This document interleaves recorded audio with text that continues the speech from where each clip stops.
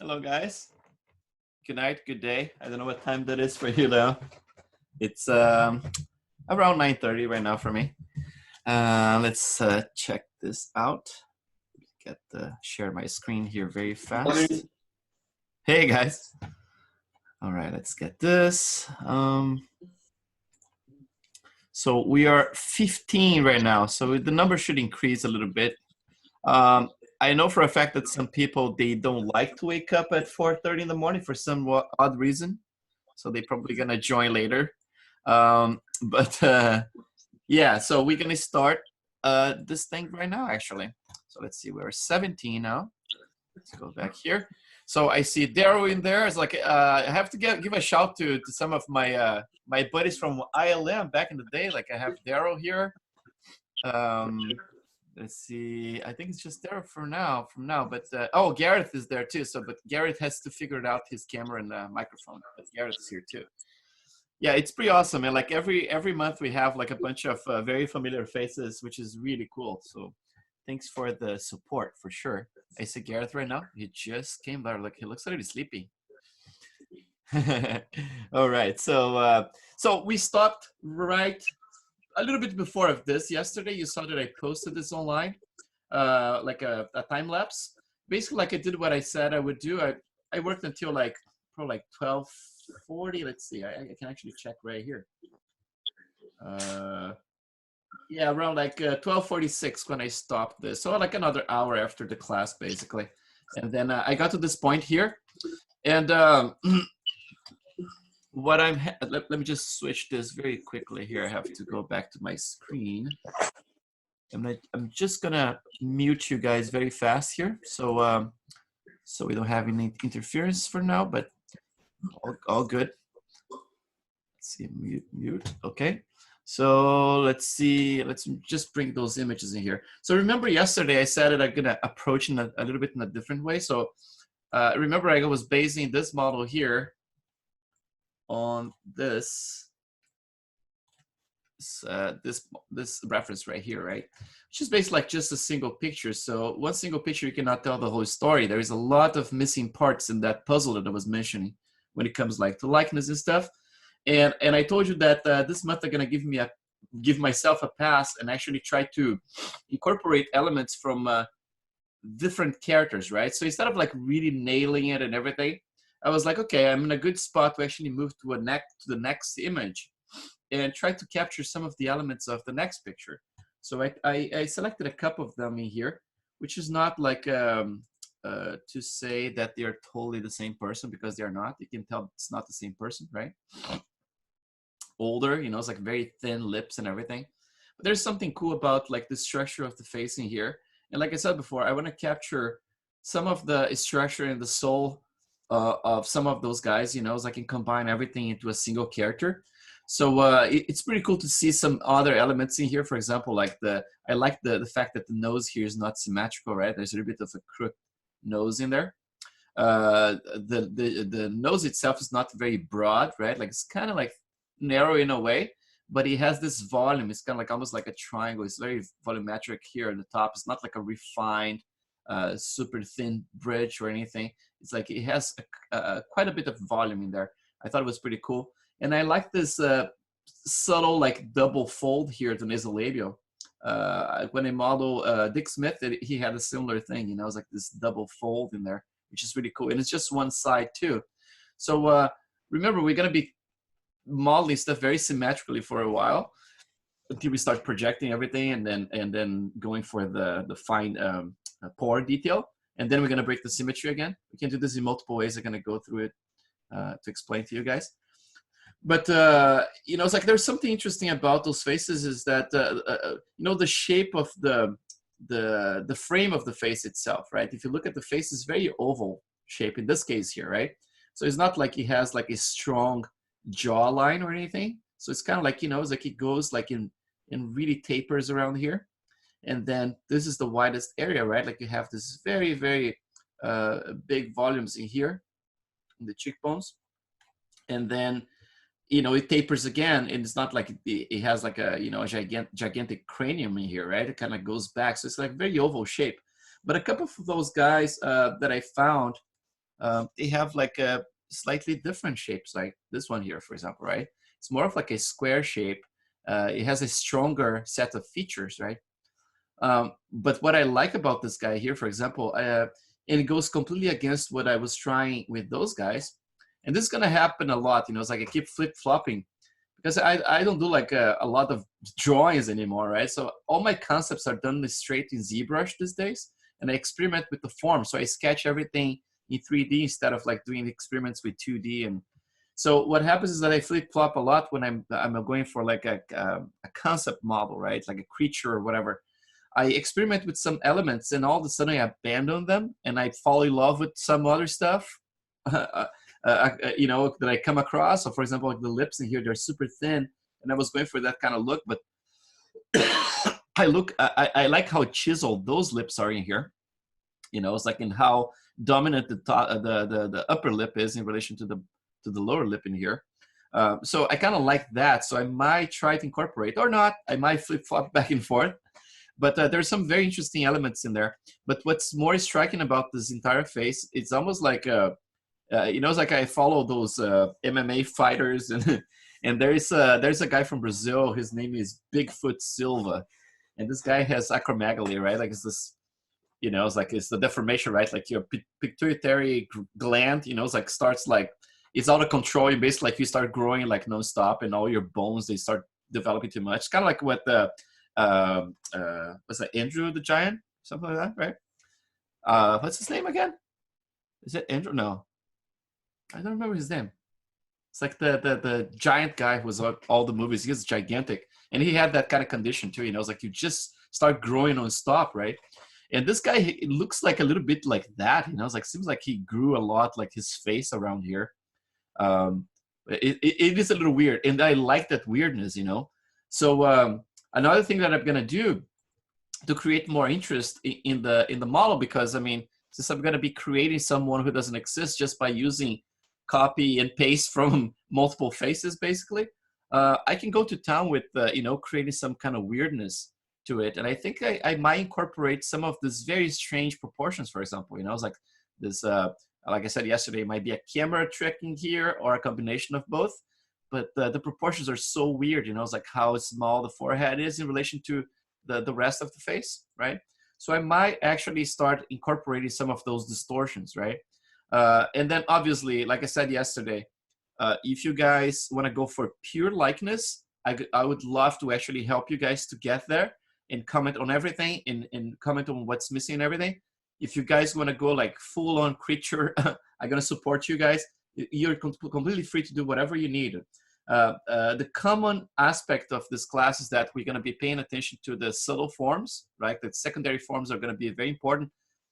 All parts, right? Well, obviously, like a primary have to be strong, so that it has support for the secondary. And then obviously, if you have like a good secondary, we can start putting our pores and all that stuff. But the secondary is going to be especially important, you know, it's like to capture like a lot of in-betweens that sometimes some artists just miss, you know. It's like you just start observing things like, for example, like you look at this muzzle area, right? The tendency is to actually just sculpt as a simple plane, you know, it's like you add some volume in there, but look, like, you know, it's like this depression in here that really detaches from the lips themselves, right? I mentioned yesterday, for example, like the upper lips having like this very rich forms. It's basically like the 3 volumes that it split into, right? And then the bottom one into 2 volumes, and those 2 volumes actually break into 4 volumes because you have like this mass in here, and you have this almost like a membrane that connects in there. When I start, I actually subdivided once more, so I have a little bit more resolution to start demonstrating that kind of form and stuff. But there's a lot of subtlety when you start looking everywhere, you know. For example, like everything in here, you know, it's like when you get to this area, I love this guy here, for example, because of the way that the eye bag in here is, you know, it's like it connects to the zygomatic bone, and so there's another secondary form in here, and then breaks into a 3rd form in there, you know. There's a lot of very rich detail, and sometimes when you try to represent those things too literally, it kind of doesn't work. It looks like a blob, right? But when you start actually imagining the structure that's underneath, like the bone structure and everything, and you first build that bone structure, And then you start actually covering it with those very thin layers with the clay buildup, like I was doing yesterday. Then you start building in a more natural way, right? The clay buildup is very cool because I was showing this in other classes. He looks like a little alien right now, but hopefully going to improve it. So the clay buildup, which is cool about that, what's cool about the clay buildup is this. So if I have a standard brush, right, and you have like, you add like any alpha in here, let's say 35 or something like that, and you have like to sculpt, let's say, those wrinkles in here, right? So you're going to sculpt probably like the negative part, the wrinkle itself, and then you're going to build the positive part. So if I sculpt with a regular standard brush, let's do like maybe 15. And then you just do this, right? So you're kind of going to try to build that. And then the next one in here. You see how difficult it is to actually try to separate them? It's almost like it always tries to fight and build back. You know, it's like there's this, it doesn't create like a compression. You know, it's like when you have like a standard brush sculpting those areas, for example. Now, if you combine your clay buildup, for example, with the same alpha, for example, or yeah, similar alpha. So clay buildup, we're gonna put the same alpha, let's say 35%.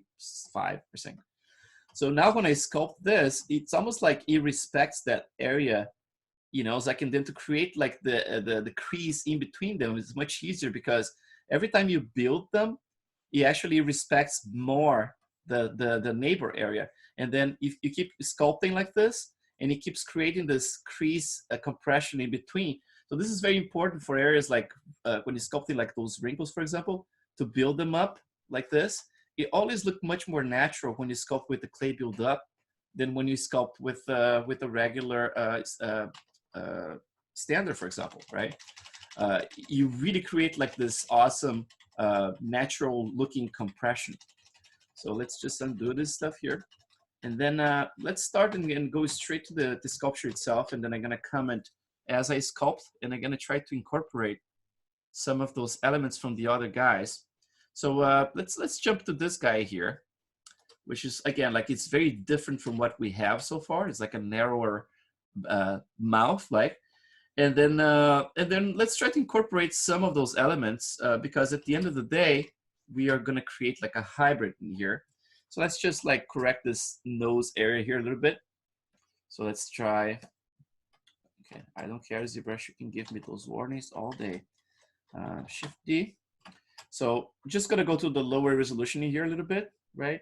And I'm gonna set my smooth, so Shift, I'm gonna press Shift, and then I'm gonna slide this smooth here to something around 30, not 100%, because I wanna have a little control about how much I wanna smooth that. And then I'm gonna switch my clay buildup to the square brush, just to get that little kind of clay look to it, right? Like just like have this trail, the trail of the brush like really visible. And start like doing, you know, it's like just building a little bit more of the forms on the side and create this triangle, because like I said before, it's a strong nose, right? Like I'm not gonna go and nail this one because I already have a lot invested from the other guy and I kind of like that nose. But what I can try here is to actually incorporate some of the stuff around the muzzle area. So the first thing I'm gonna try to incorporate, let's just bring this mouth narrower and see how it looks like. If it's a little bit narrower than what I have, it might look more interesting. Let's bring it here and make sure that I do this from the side as well for the 3/4, so I don't create like something that looks too artificial, right? I want to make sure that all times I'm actually spinning around and making sure that the elements don't look too artificial, right? Like there are like common mistakes about, for example, like the distance between, you know, it's like the eyes in relation to the nose, right? Like, oh, there are different people as well. And then, for example, sometimes the, you know, this area is like too much like that. Obviously, if you're an older person, probably going to remove the volume of the teeth, right? Or, you know, it's like if you exaggerate more this way as well. So there's so many ways you can create a different character by just like pulling and pushing stuff around. Sometimes the best way is to actually just exaggerate very much so, you know, it's like you just grab an area, for example, it's like, there is something I don't like about my character right now, and it's something you're trying to create, right? Like a creature design or something like that. The best way sometimes is to actually say, fuck it, and just like pull stuff like very strongly, right? and then you get like this interesting shapes, and then you start exploring from that point on. So sometimes I do this, you know, it's like just the exercise and just like pulling things like that, and seeing what looks better. But in this case here, we already invested some time in there, time on that other angle, and I kind of like it. So at this point, I'm not going to screw it up too much, but I'm going to play with this area a little bit. So let's get to the lips themselves. And I still have very low resolution, although I subdivided once.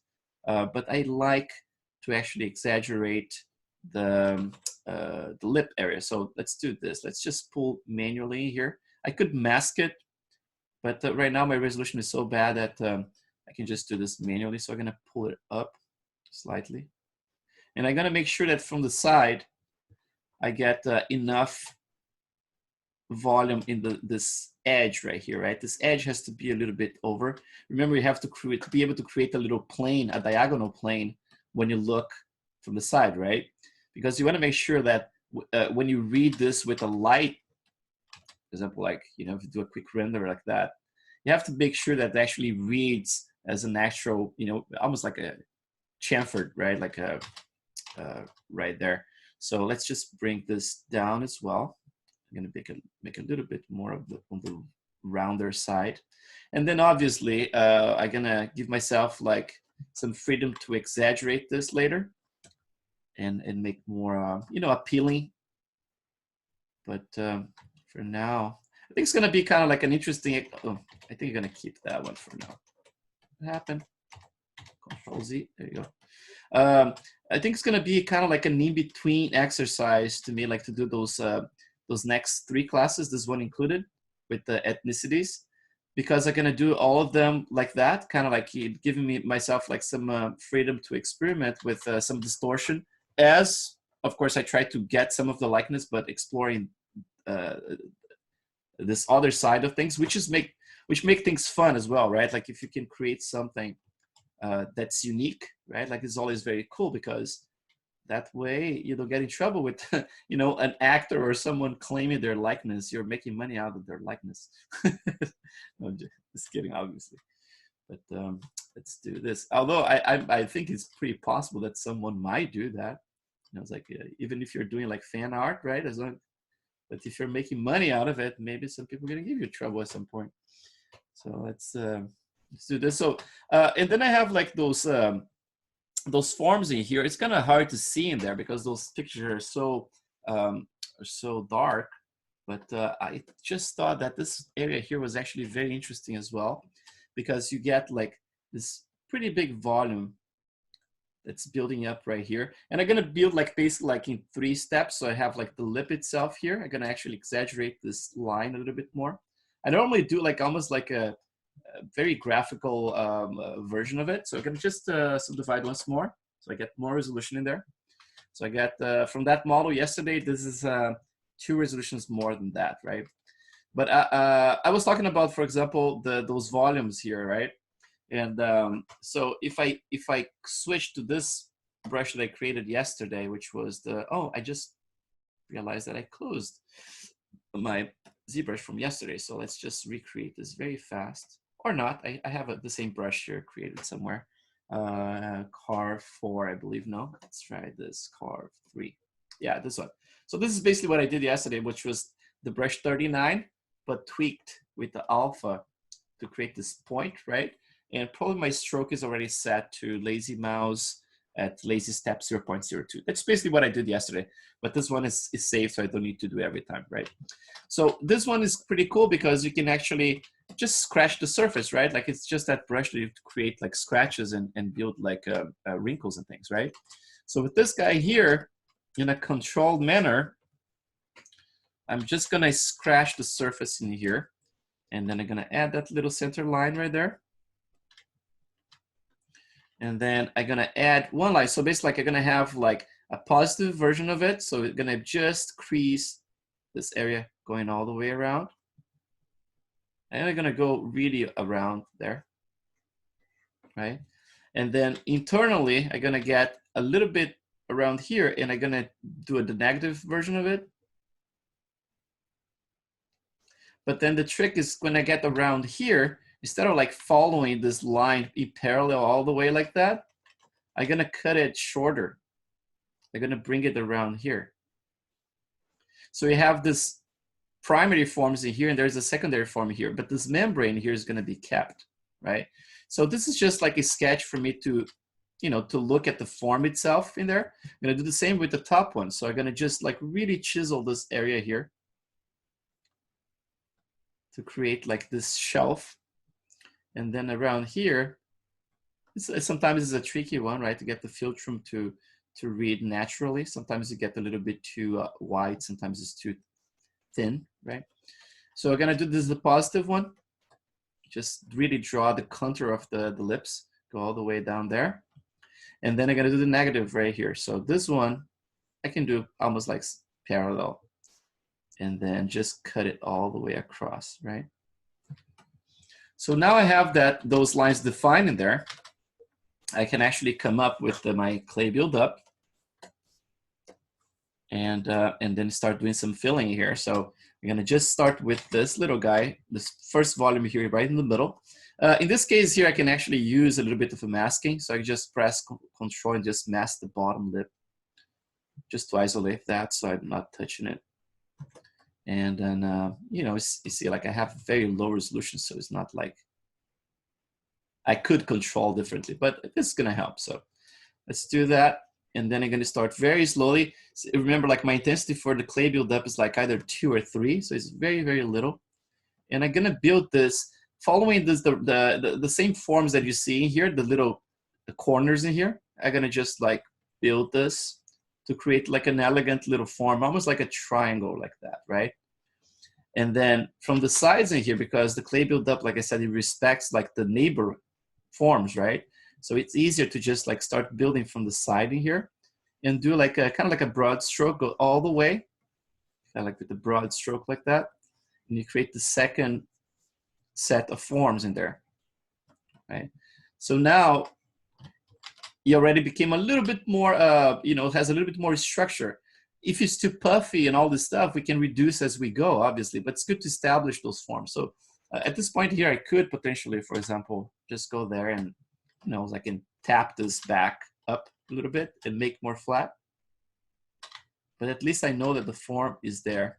And then those forms I baked in there, you can wait and just leave in there for a while, or you can just go and just like smooth them out slightly so they become more subtle, right? And then all of a sudden it starts becoming a little bit more natural when you do a little bit of smoothing right there.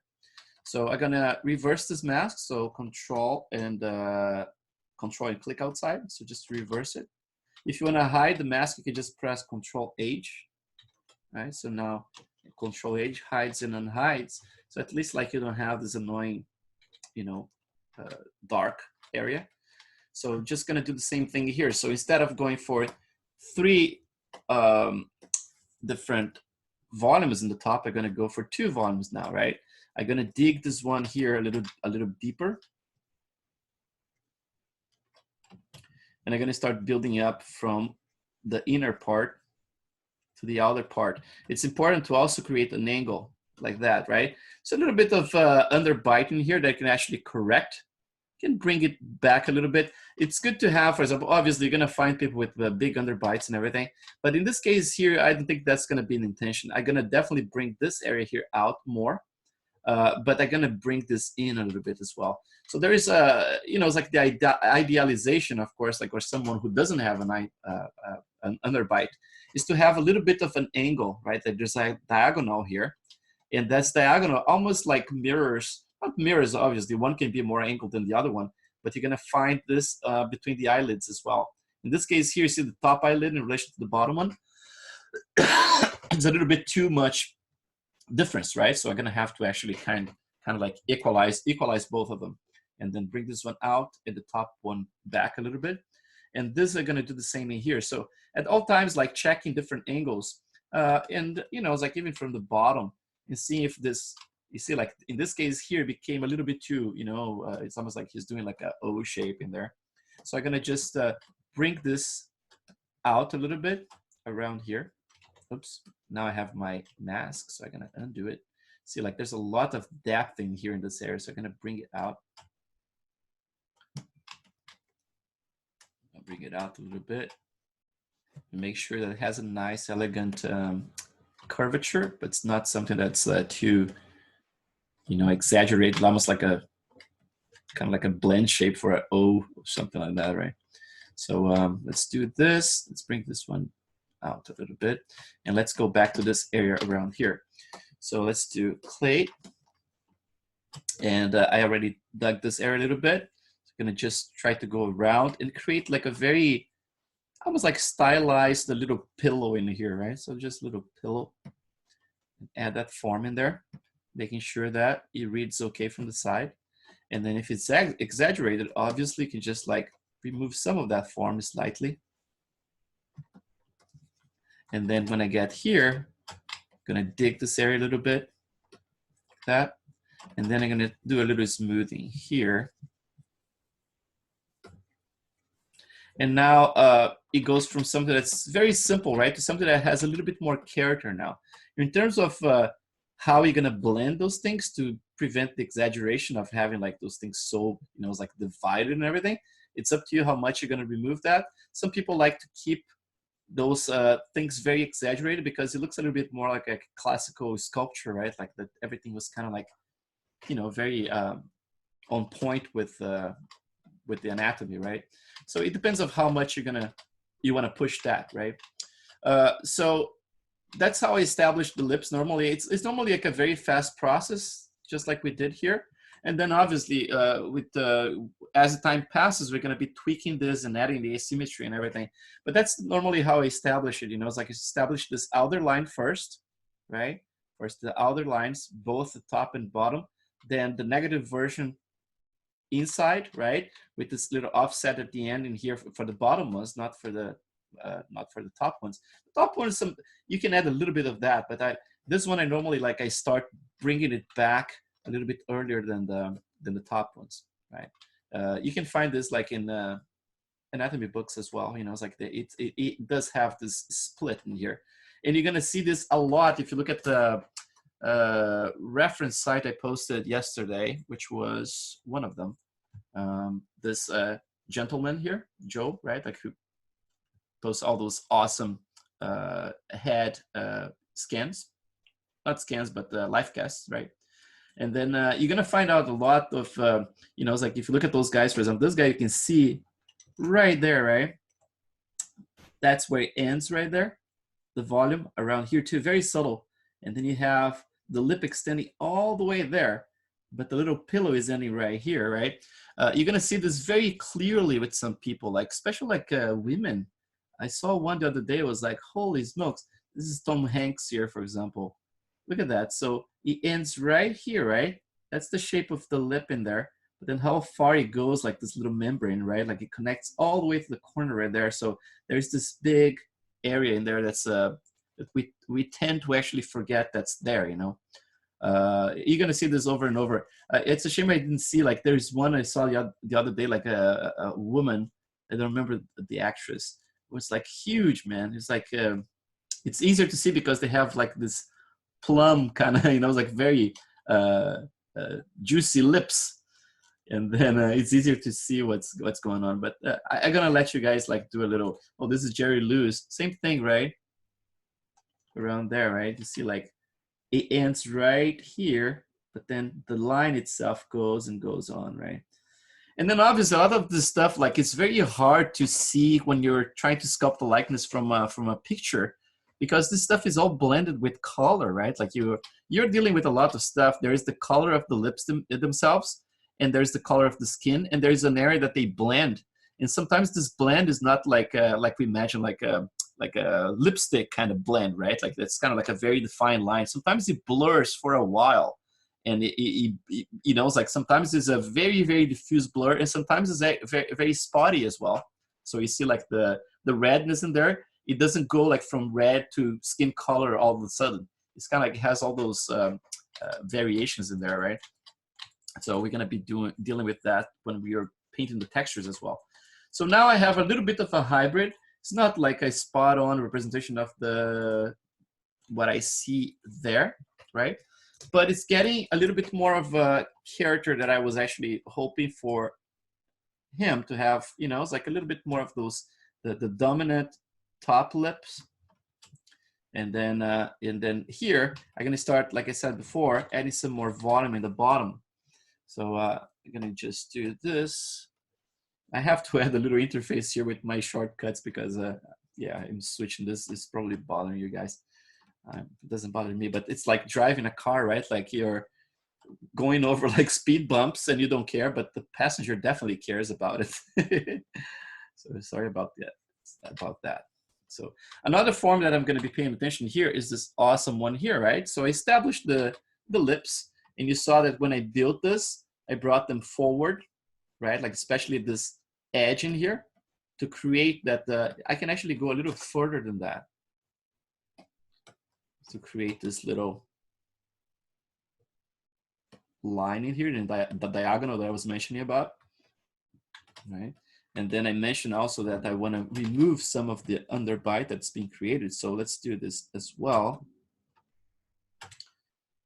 And by the way, I'm still sick, guys. Jesus Christ, this thing doesn't go away.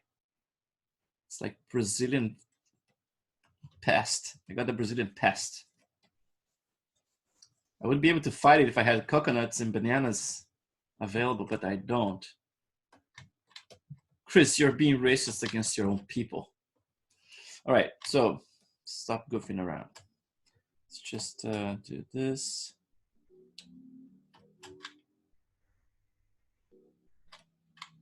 Right, let's just remove some of that, but then I'm gonna add some of the volume around here.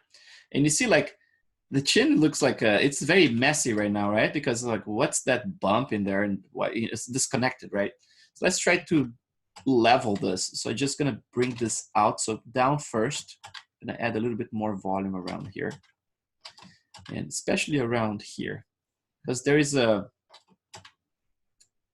you know, it's like if you look at the picture right there, right, you have a little line in here.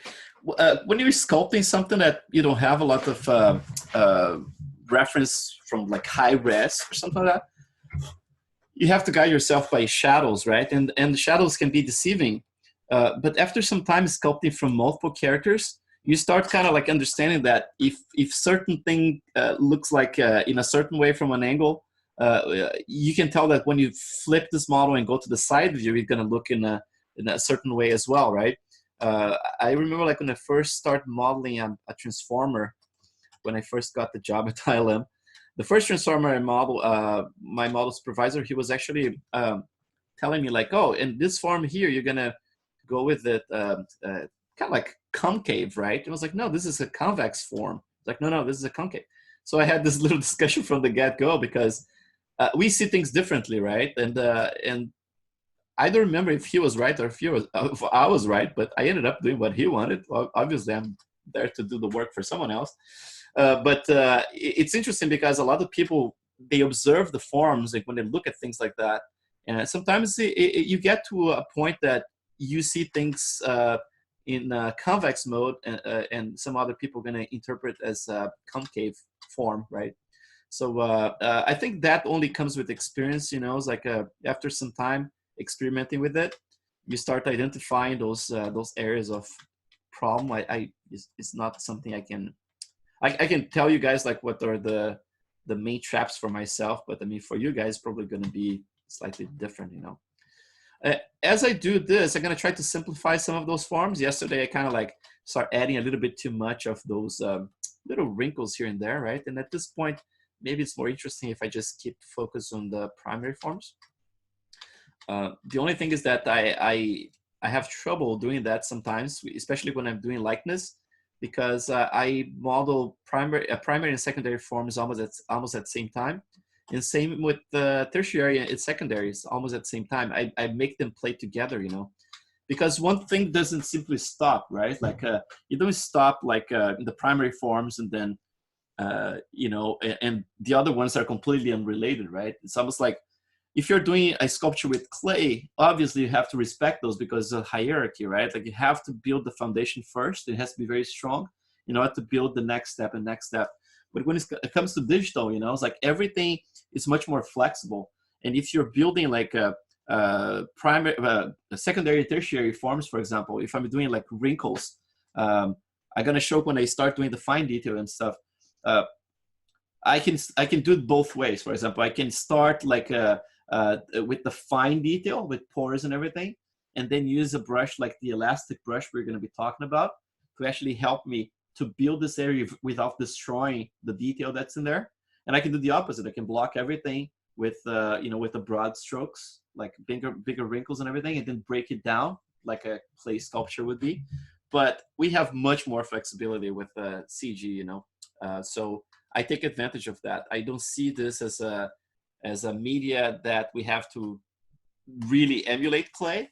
It's pretty cool, It's like even in this class here, my intention is to always try to emulate a lot of what's done in traditional media, like painting all the textures by hand, all this stuff, but without forgetting this is a digital media, and I have a lot of more freedom, right? Like I have to be smart about what I can use. Otherwise, you can, like you can die a romantic, right? And don't experiment with that. But in this case here, we are already doing a lot of manual work. So a lot of stuff we're going to be really taking advantage of the media. And other things we're going to be really paying tribute, obviously, to the traditional artists, because they really paved the way for what we do today, right? Inspired people to create software like this, for example. So this all came from traditional, and we respect that for sure. All right, so so now I don't know if you noticed that I was yapping my mouth non-stop as usual, but I start adding this form here I mentioned before, right? So now I have it broken into a couple of different layers, right? I have those little pillows in here, 3 at the top, 2 in the bottom. I have the little line defining like the edge, right? And then now I'm gonna start like digging this area a little bit. So there is a separation between the muzzle area here, right? You're gonna have a little bit more volume. And sometimes it comes almost like as a triangle, right? Like if I exaggerate here, it's almost like this. If I exaggerate, sometimes like this form is built that way, right? But in this case here, you're gonna keep it very subtle. And in this case as well, he doesn't have a filtrum that's completely visible in there. So I'm going with something a little bit more subtle. But obviously, depending on the character, sometimes you can get this filtrum to be very visible. And then you use as a reference the corner of the lips in here, right? And then you're gonna build that little triangle like that, right? And then you're gonna hollow this area and create a very expressive filtrum in there. In this case here, I'm gonna keep a little bit more simplified for now, and then see if later, maybe I can add a little bit right now, but not without exaggerating too much, right? But I'm more concentrated now, more focused in building this area of the muzzle now. So this was built from the previous character, right? And I already put in there, which was this little indentation I put in here that comes partially through the, thanks to the zygomatic. And then there's also like the wrinkles and everything. There's this little puffy area here that's created because, let's see, if I create this little dimple in the corner, which is missing in here, making sure that we always have enough depth, right? Like in the corner of the lips. Otherwise, the mouth looks kind of like a puppet, right? Obviously, like ZBrush just did that thing. I don't know if it happens to you guys. It probably does. It's a bug that's pestering ZBrush forever. If you're using Lazy Mouse and you're doing like some stuff with Lazy Mouse, all of a sudden you catch like a weird angle like that or something like that. And then it just like ZBrush stops working for a second. And then all of a sudden you see something like this. It goes across your mouth. You see like, and I hate that, man. I hope they fix this. Oh, it just happened. Look, you just touching it there. Look, you just create a cross. What is that though? It always happens. It always happens. Yeah, it's a bug, man. It only happens when you have Lazy Mouse on. If you turn it off, you're never gonna have that problem again. It's something in the way that it calculates, I guess, like the way it softens the line, right? Because it's meant to soften the line and create perfect lines, right?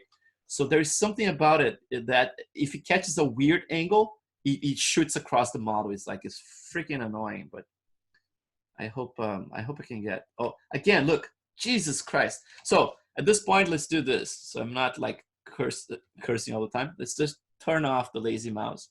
And I'm gonna go like full on, like simple sculpting here. But I love lazy mouse, man. It's just like, it's so cool to have like a precise control line. But in this case, if it's creating more annoyance than anything else, I'm gonna just turn it off for now. So I'm just gonna go here, gonna dig a little deeper. And then as you get like closer to this area here, depending on the person, obviously, if you're sculpting a younger person, like was it Mohammed yesterday? Right, I think it was Mohammed who actually said that it's like, what's the hardest, right? Like a younger or older person. And I think like a younger person is it's harder because it's hard to get away with mistakes, right? And when you have like an older person, you can get away with some mistakes, right? Because the skin is already so beat up that anything can become like an extra little fold, it's like you can get away with that. But there's a lot of rich content when it comes to sculpting when you sculpt someone older, right? Because you're not like sculpting a clean form or anything. You're really trying to dig into other aspects that are not present at all in the younger person, which are like gravity, for example. Like, it's such a cool thing to deal with, gravity, and then and imagine like how those forms, they are pressuring each other, when you build them up.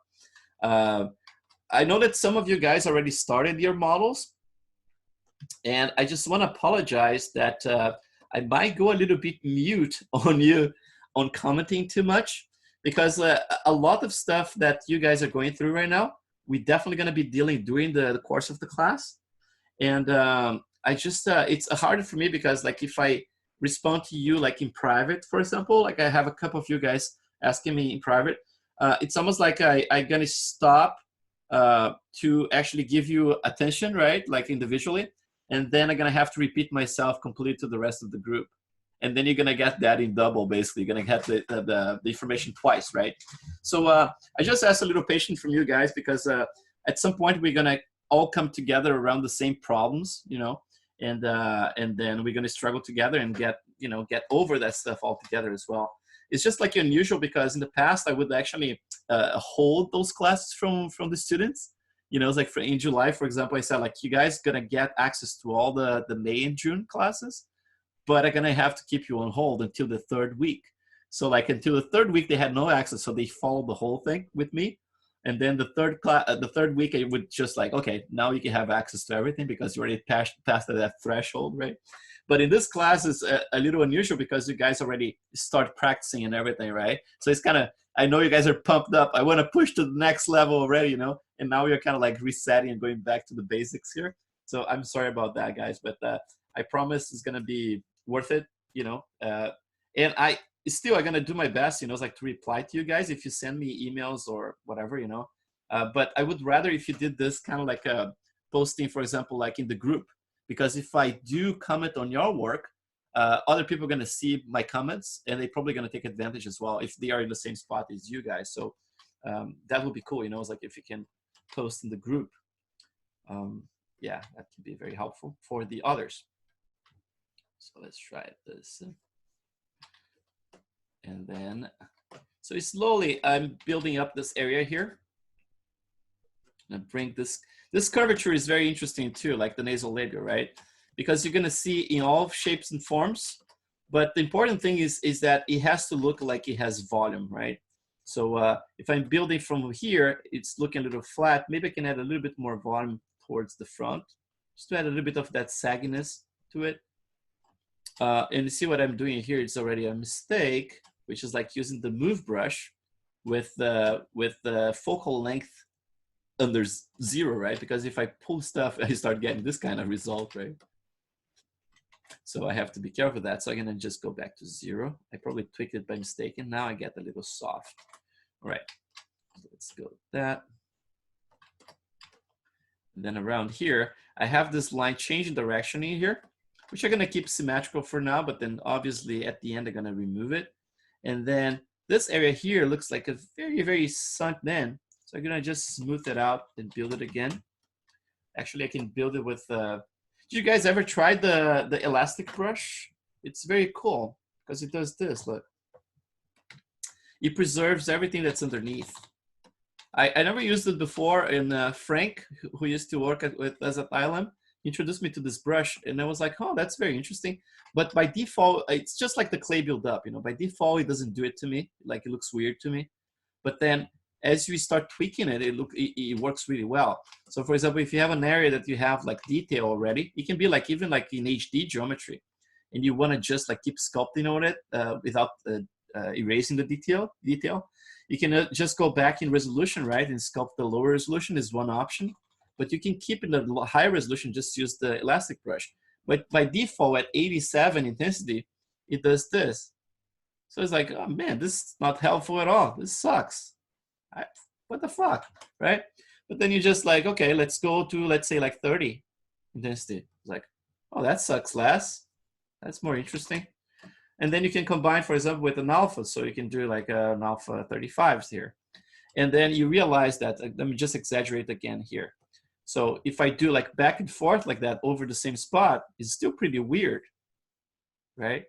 But then if I start doing like always in the same direction, for example, building things, then the result is more interesting, you know? So of course I have very strong right here, but if I do like a 30, like I said before, then I can start actually incorporating those forms and building things. And if I have like any fine detail in there, it's gonna totally respect it.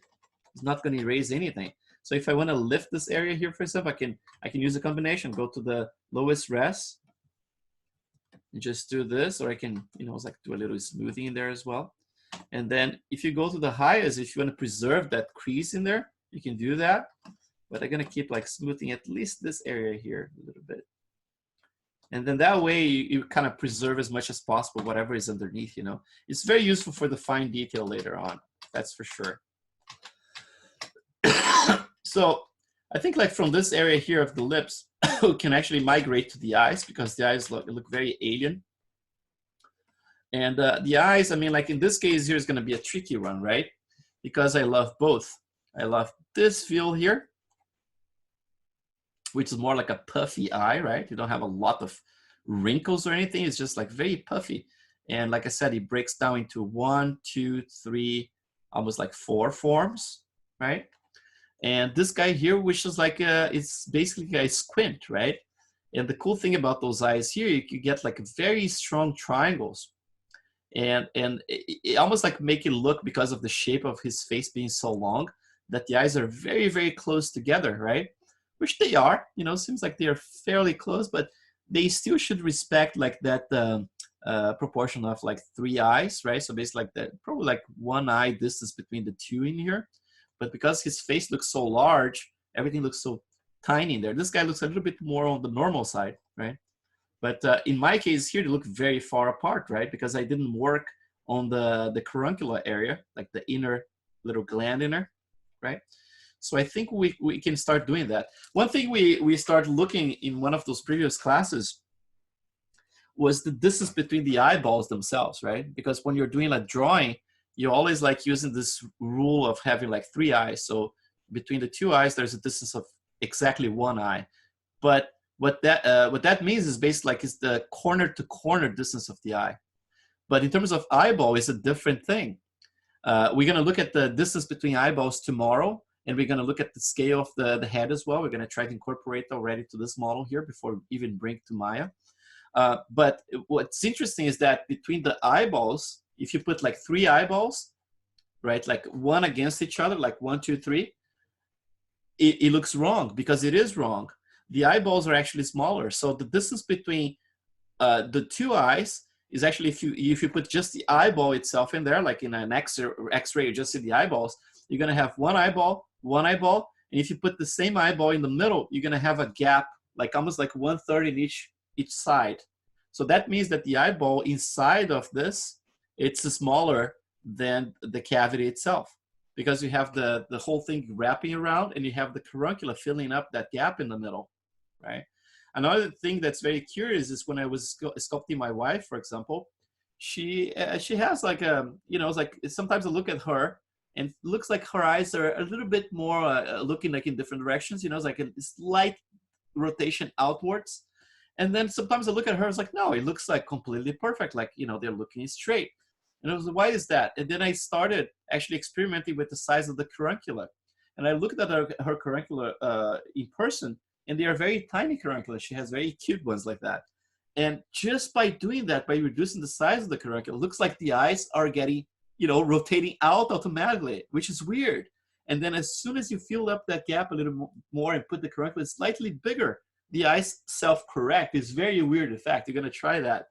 So I came to the conclusion that her eyes are totally fine. It's just the carancula are tiny. So it's like it has this effect that's weird. Yeah, very cute.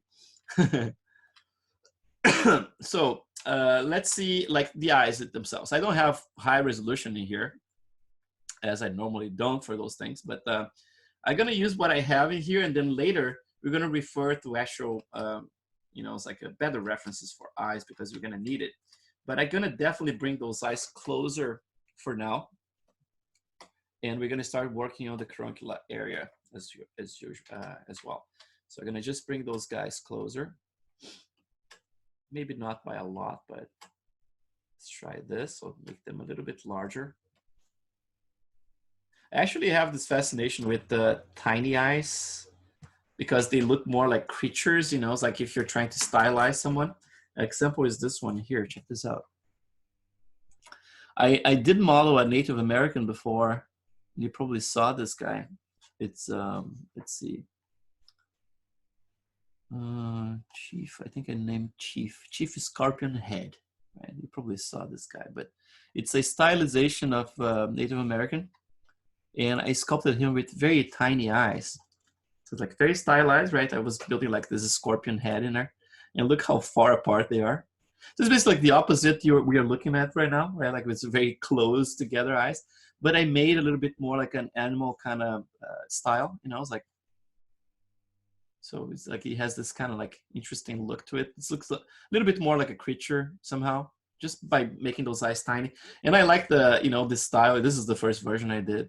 And I used some of those references we are working on right now, actually, for this guy. But you see, I pushed like the proportions very much so. But let's bring this one back here. And then let's do some work on this guy. So let's try to add some of the carancula area here. And I'm going to switch back to my lazy mouse. Tomorrow is going to be interesting because you're going to start like really paying attention to starting to talk about like the planning of the base mesh, which is very important to plan the base mesh. So we can get like the maximum resolution you can with something that your machine is not going to suffer too much with. When you get to HD geometry, because HD geometry is very consuming of resources. But at the same time, just remember ZBrush, for the most part, is like it runs like in a laptop, you know. Obviously, like if you get like to highly demanding and dependent on RAM, like the features like the HD geometry, then you're probably gonna, yeah, the laptop might not be enough, you know. But so I'm gonna just start building this carancula here, and I'm gonna make it very simplified right now. So it's gonna bring it closer in here, and then you can actually, you know, it's like if I draw a line right at the corner right there, at the corners of the eyes, right? You can get a little bit closer to the 3-eye thing, but still a little separated. So I can bring it closer a little bit more. So either I can actually keep digging this, and bring it a little closer, or bring the whole eye together. But to do that, I would rather wait for tomorrow, that we're gonna have some actual eyeballs already in the right proportion. We're gonna measure everything. We're gonna make sure you have the right distance between them. And then we're gonna bring them in here. And then once they're in place, we know, okay, the eyes, they are supposed to be in the correct place. The head has the right height. We're gonna be working with, everything's gonna be a world scale. And that's very important to keep in mind, okay? I'm gonna pay extra attention tomorrow to how we scale this model in Maya. So we're gonna be exporting this model to Maya, and we're gonna scale it in there. We're gonna pay extra attention to the units I'm gonna be using in Maya, because sometimes people are scaling stuff and like, okay, but I didn't realize I was using centimeters instead of inches or whatever, right? And for this specific exercise, I'm gonna be using inches. And so I'm just gonna make sure that when you guys are doing this, you're actually using the same units I'm using. because one thing that happens depending on the studio, because of legacy stuff, they get stuck using like you know, like wacky um, proportions and units. You know, sometimes you're, because of legacy, like with the old soft image stuff, people use, like, for example, 1 feet is actually 1 inch, right? And then if you have something like that, it's a mess, because I mean, like, if you're looking at papers, for example, like medical papers for important things like the thickness of the skin, for example, right? That you have everything a precise number in there you can use, then all of a sudden you have to interpret, you have to convert those numbers to fit within the pipeline you have, which is a weird thing to me. So I rather have, like in my personal work, everything in world scale, because you are completely sure that if you're looking at reference, medical reference, scientific papers, whatever it is, you can use the same numbers 1-to-1 and you're going to get the correct result, right? Remember, like, that all those render engines and everything, they're programmed to use world scale. And or at least like the ones I remember using, like V-Ray and Mentor Ray and all that stuff. So it's good to keep that in mind. So it seems like you see, like, the bottom eyelids, they are a little bit on the narrow side, and there's a disconnection. The outer ones are very wide. So I'm just gonna do that masking thing. I'll mask the bottom ones here.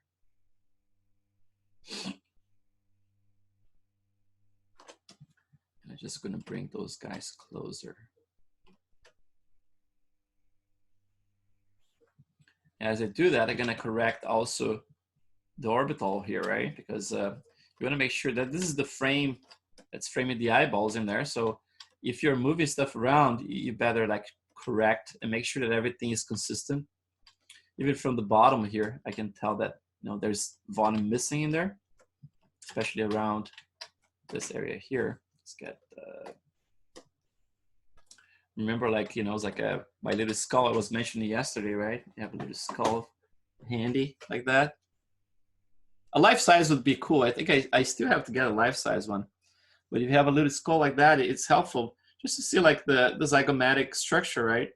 And the way, for example, if you look around here, you're definitely gonna have this form. We're gonna make it very exaggerated here, but you're definitely gonna have the temporalis, right? And then you're gonna get something a little bit more squarish like that. And then that's gonna bring into the zygomatic bone right here, right? So all this structure here has to be in place, right? And then from behind here, you're gonna have this process in here that's gonna be almost like there's an angle as well from where your sternocleidomastoid is gonna come through. So like those, understanding like those landmarks for bones is very important, because that's gonna be very helpful for you to help to fix things, you know? So if you're correcting, for example, the position of the eyes, you're obviously moving around like the bone structure, right? It's not just the eyes and then the bone just stays in place. You're gonna have to conform to actually have that character to look like what you want.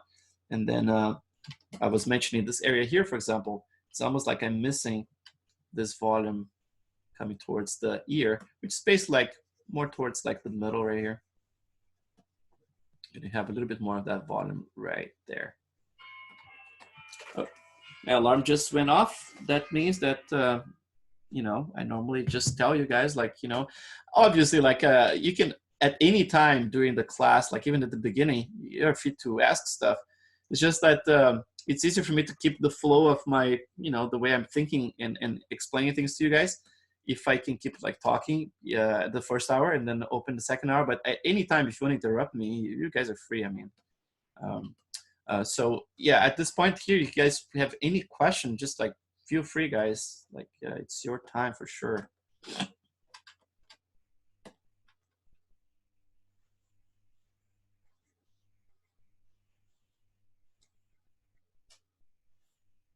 Just gonna, it's kind of rare, right? Like I was silent for like 2 seconds left. It's kind of weird.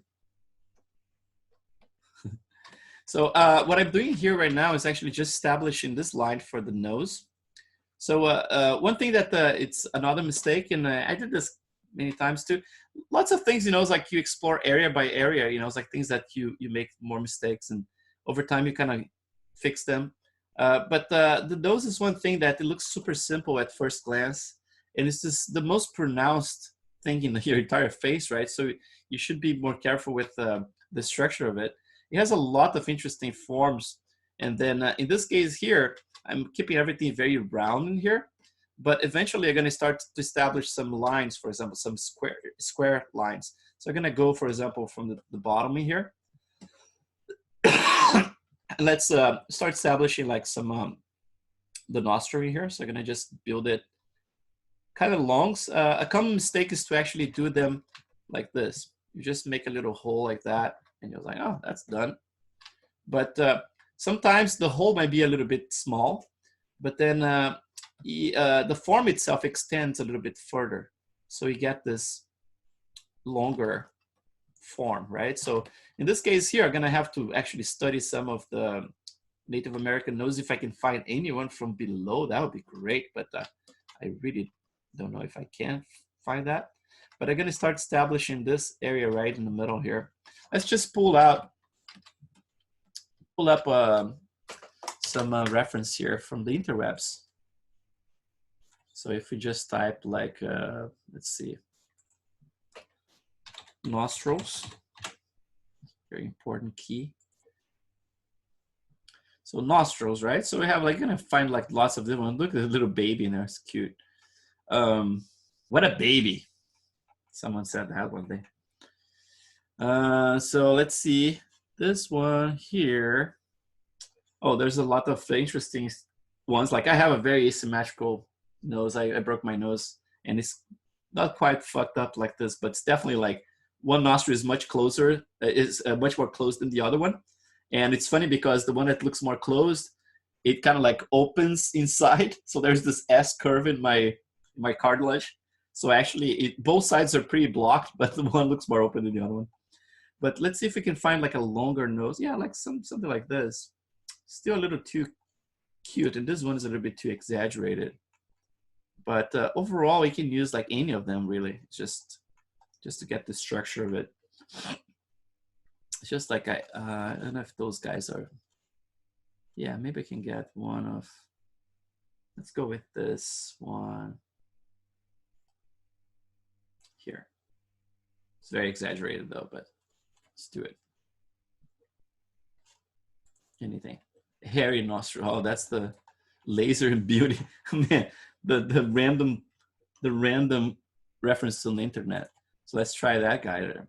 So if I get something like this, the nose in here, like the structure of his nose is not gonna be exactly like that for sure. It's a different structure. But one thing that's interesting to observe, it's how thin it goes around here, right? There's an edge to it.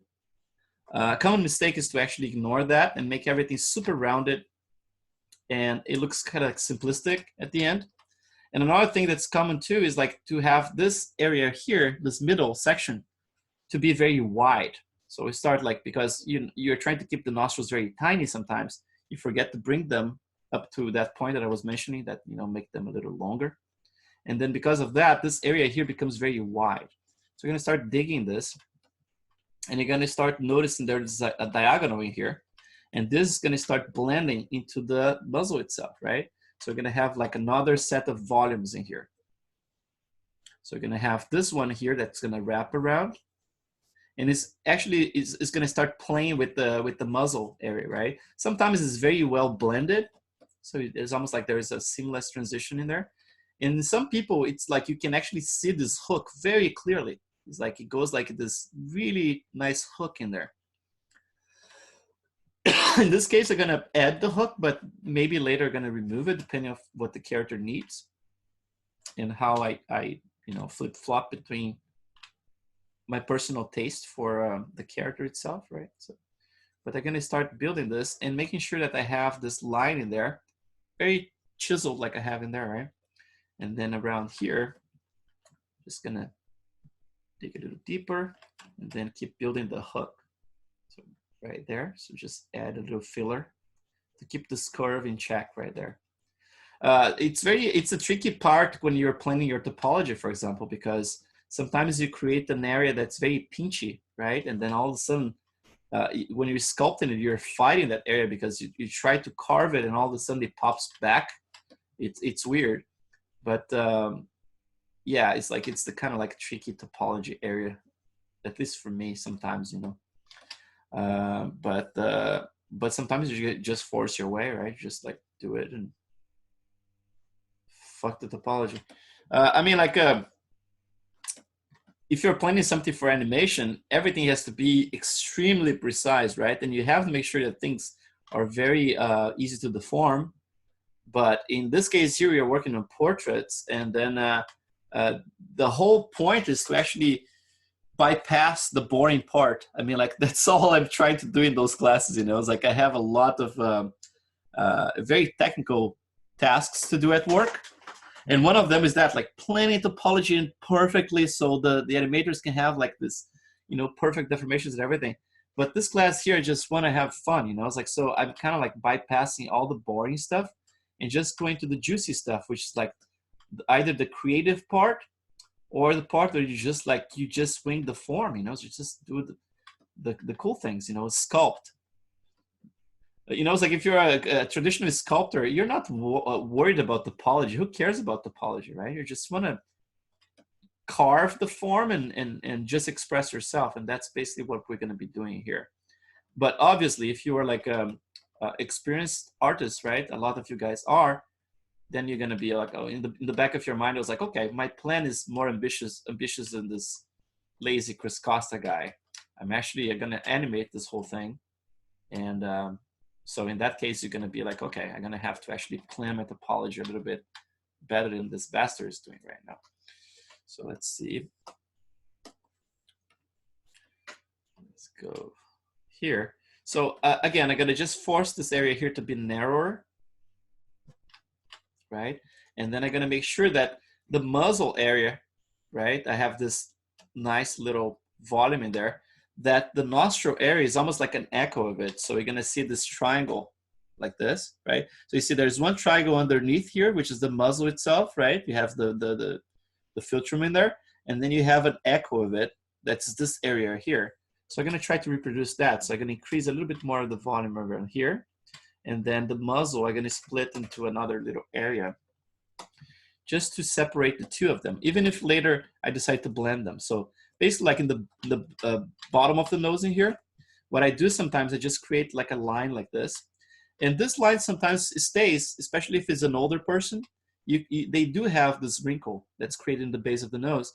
Remember that there's a lot going on in terms of structuring here, right? You have the cartilage that's in there, and that area is not going to be very flexible at all, right? It's just like your nose can go up and down, right? Like when you have like very strong expressions, but certain things don't move a lot, you know. It's like they move up and down, but they don't distort a lot. And so this area is a little bit locked in there. It's going to go up and down, like I said, but the cartilage is going to be kind of like, you know, although like there is a point in here that's basically like there is a bone, right? Like for example, like if you look at skeleton, a little, you know, like this guy here, you're going to see like right at the top here, like you have your teeth, and then the upper part here, right before it connects to the cavity of the nose, there is a tiny little, you know, it's like it's a little spike right there. And that spike is around right there, right? So obviously it's a bone landmark, is not going to move at all. But obviously everything else, like, you know, it's like the skin and even the cartilage, because the cartilage, it's still a little flexible. It's still going to move a little bit, right? It's not going to be crazy flexible, but definitely going to move a little bit out of its original place. I'm going to fill up this area a little bit so the nose doesn't look too cute, right? Like you have like, if you're building like cute girls, you're probably going to go for that look with like the little piggy nose, right? It looks a little ranks, you know. It's like, I don't know if you guys ever read Rank Xerox. It's this awesome comics, like super violent. I believe it's Italian, right? Like Liberatore. I grew up like with those fucked up magazines in Brazil, like what's called Animal. And this magazine was kind of like, there's a lot of stuff from heavy metal in it. And Ranks was pretty striking character, man, because it was bizarre. He's this kind of like Frankenstein guy. He's an android, right? And he has this bizarre relationship with like a girl who is like probably like 11 or 12 years old. So it's like today that stuff would not fly at all. was like basically like he was like the boy toy of hers, like weird. But a part of the kinky aspects of whatever it is, it was brilliantly illustrated. You know, it's like this guy, Liberatore, he was like, I think he's still alive, man. I don't know. I don't follow those things anymore. But he used to have, as a material to create like the color of the illustrations and everything, he used like makeup, like women makeup, you know, so that he would bring all those colors, you know, it's like very like airbrushy looking, incredible stuff. And the anatomy was like on point and perfect. I see a lot of his anatomy actually on Carlos Huante's stuff, believe it or not. And I made this comment to Carlos one day when Carlos worked at ILM. I said, Carlos, by any chance, do you ever use like ranks and Liberatore as a reference for your stuff? It's just because the coloring, the way that you color stuff, when you do color, it has this airbrush aspect to it that it has that quality like Liberatore. And he's like, dude, you're the first one who ever caught that. And he confessed that he actually used that. So that's pretty cool. Yeah, it's like artists, no matter who you are, we all influence each other, right? Like we have, sometimes you find someone like, oh man, this guy is so original. Look at that. That's amazing. And then sometimes you find out that he inspired himself in someone else, and there's nothing wrong with that, right? We recycle to our own taste. Basically, that's what we do as artists. Even the real world, right? We recycle the real world to our own taste. I don't know what creates our own taste, you know, it's like it's this collection of information, and so certain things are just more pleasant to some people than other people when you look at them, right? Some people are into like hyper violence or, you know, it's like a very dark themes. Some other people are more towards like beauty general, like a little bit more, you know, innocent kind of things. I kind of like both.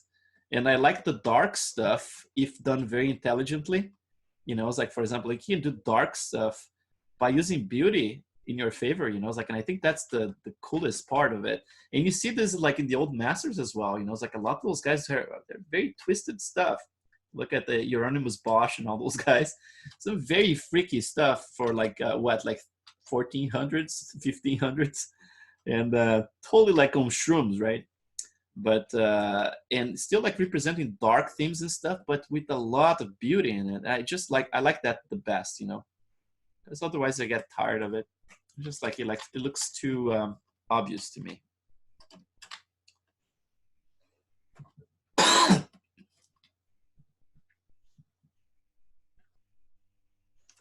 And it's just like beauty is so you know, it's timeless, right? Like you go to a museum, you go to the d'Orsay, for example, in France, and you're just blown away, man. No matter what kind of style you're into, there's no denial about that stuff, you know. It's like the beauty of that and the technical mastery, right? Like it's just insane. I went like last year for the first time. I went to the Louvre with my wife, and then we had this obvious like overwhelmed with everything, right? Like because just like at some point you just like it's a blur, right? You're not even paying attention anymore because you're already saturated with information for a day, and you rather go home and come next day again and try to get a little bit more of that.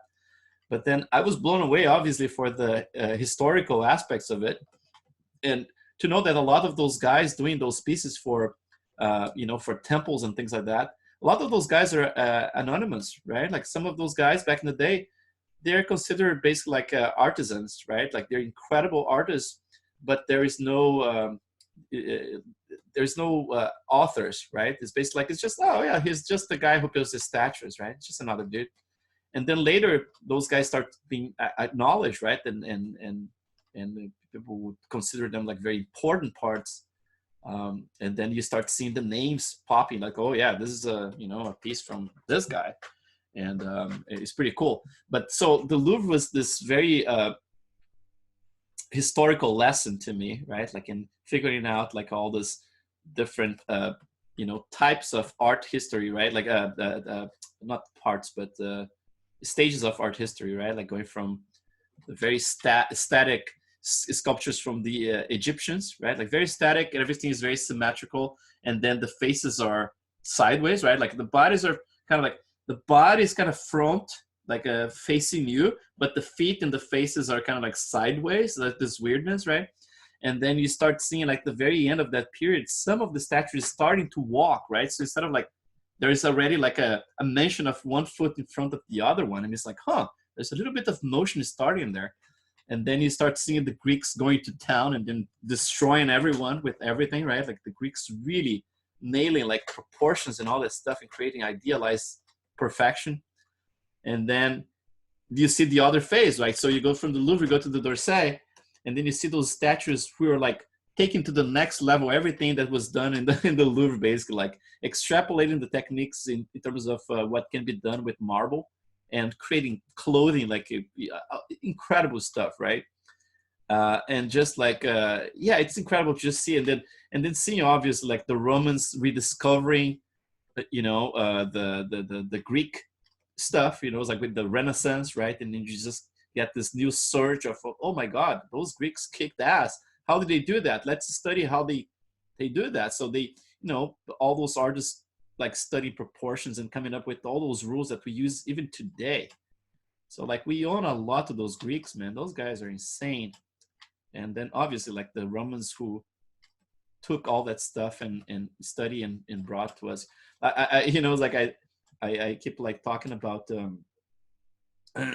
the smart way of domination and the very stupid way of domination, right? The stupid way is like what happened in Central America, right? Like when the conquistadors came and just like, fuck you all guys, just gonna steal your gold and destroy your culture entirely, right? And then that's basically what they do. That's a stupid way of domination, right? You just like ignore any advancements on anything. Astrology, those guys knew a lot of stuff, and it's just like, I don't care, I just want your gold. And then there is the very smart way of domination, which is what the Romans did in relation to the Greeks, right? They just like, you know what? We are taking over the place, but look at those guys. They know so much about art and medicine and all this stuff. Let's incorporate all this stuff. And check this out. Their gods are very cool too. So let's rename some of them so it doesn't look like a complete rip-off. So we rename some gods in here and we adopt the whole thing. I think this is awesome, man. It's like it's really recognizing the importance of the other culture and just absorbing it. So that's really cool. And that's the great thing about art, right? Like it's when you see those type of, like they are fighting all the time and dominating and it's like there's religion everywhere, like interfere with everything. But the amount of art that was produced because of that and in beauty, like I was mentioned before, it's like, man, I don't think we're ever gonna have that in our lifetimes or even like in the future. I mean, like everything is going digital, right? Like that period's not coming back for sure. And but it's beautiful to just observe like as a human being, it's like observing what was done in terms of incorporating, and yeah, it's fascinating to me. Hey, Chris. Hey. I was wondering if you have some reason why you are skipping the ears. Oh, the ears? I'm not skipping. I'm actually just keeping them blocked for now, right? And then, but my plan is to actually do some sculpting for sure. I can start doing something right now. It's just like it's the last thing because I try to keep moving them around a lot. It's like sometimes the distance between the corner of the eye and the ear itself, sometimes I'm like, okay, it looks a little bit too close. Let me bring it back a little bit. And then there's one of those guys, I was looking at one of those references, and his ear was actually surprisingly close to his face. So the face was very shallow. So normally like, the jawline would end right here, right? And then you start the ear. So you have like this and that. But his ear was like forward, it was around here. I was like, that's weird. So I kept this guy with the closer ear before. So yesterday, and then I already pulled it back a little bit. I think I'm gonna pull it back even more, a little bit more like that. But in terms of structure, I can start doing some sculpting here. I'm gonna start with the sketch, obviously, but I can take it further. So let's start with this little guy here. I can build some of that form. And then I'm gonna establish my little hole in here. And that one I'm gonna be, digging for a while later. And in my base mesh, I actually have this hole. So it's almost like I don't need to match one-to-one. I can actually reuse the one I have. And then from here, you're gonna just start flaring out and bring this guy out as well. So from here, I'm going to create a little spiral.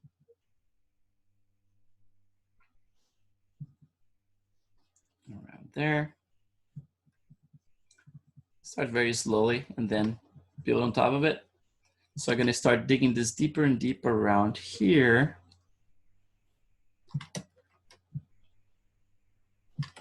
Actually, a little bit more intensity would help me to go faster. Let's do that. And it's very thin right here. I think I'm going to increase this little thickness in there just by using a little inflate brush. And the inflate brush is a tricky one because by default, again, it's like 10, and 10 is too much. You can really obliterate your model. I keep like 3. Let's try. One day this cold's gonna go away.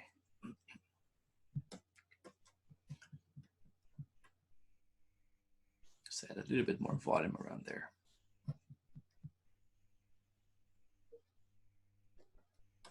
And I don't think I researched any reference for like Native Americans' ears.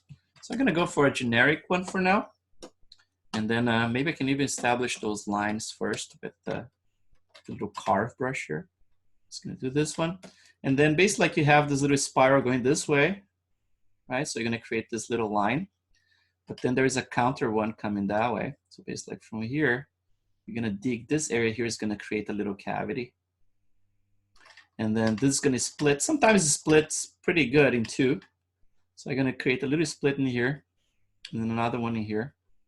And I'm gonna bring it and then dig this area as well and create another little cavity around there.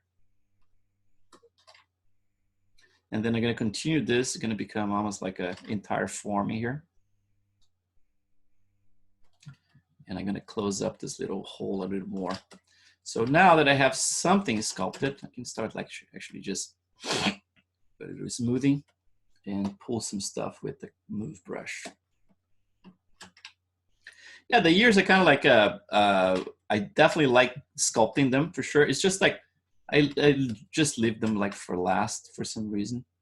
And then here, instead of like having that same form, I'm actually gonna try to echo this line. So basically like if I have this curvature going this way, I'm gonna pull this one down slightly like that, just to echo that a little bit. And this area here is an interesting one. Once we have a little bit more resolution, I can show you, because this is so surprisingly thin sometimes. You know, it's like the tendency I had in the past was to sculpt this always a little thick. But what I mean by that is this. So I'm gonna dig this area here pretty good, like that. And I'm gonna make sure that this area here, it's thin. And the thing that's interesting is that this little area, it's just not like thin in here and just ends. It kind of like, it creates a little bit, it kind of like continues, almost like creates a little bit more of, obviously it's gonna, you know, it's like from person to person. But I observed that a lot, that it's thin. So it's like, it's an interesting surface. And if it's thin, it actually helps to sell the, you know, the realism to it, because the subsurface scattering, we're really gonna catch that. And then it kind of like starts wrapping around like that continuously and then blends back. But, you know, you definitely get a little bit more of that form. And then obviously when you get to this corner here, then you're gonna really dig it. Oops. Pressing the middle button of my tablet pen here. And then this is just like a very rough representation, right? But all this stuff we're gonna have to take care of. And the thing is, like I said before, with that little shape of the nose in here that I was building, right? This little sharp edge right there. Is the same with the rest of the body, right? Like you're gonna, if you model everything round without any rhythm, things don't look realistic and they don't look good overall. So you're gonna find this across the entire face, that if you have like a form that's completely rounded, you're gonna find like sharp edges. So this one here, for example, is a good one to add. Like this one I just added in there. But then there is like, obviously this one here at the edge of the ear, right? You're gonna carve it. So you're gonna have something, but the worst thing is to actually keep everything round and puffy, right? Because it doesn't sell it. you have to read there's a cartilage underneath, right? Because otherwise it's going to be just like flappy skin, right? It's just going to be like a puffy skin. But if you have some of those landmarks, you know, it's like some indication that there is a harder form that's coming from underneath, especially like in those areas I just mentioned, like nose and ears, we know for a fact it's cartilage. So if you add a little bit of a sharper line in those areas, you're gonna get like a little bit more of realism to it. So let's make this deeper now that I already carved in there. So I'm gonna get deeper.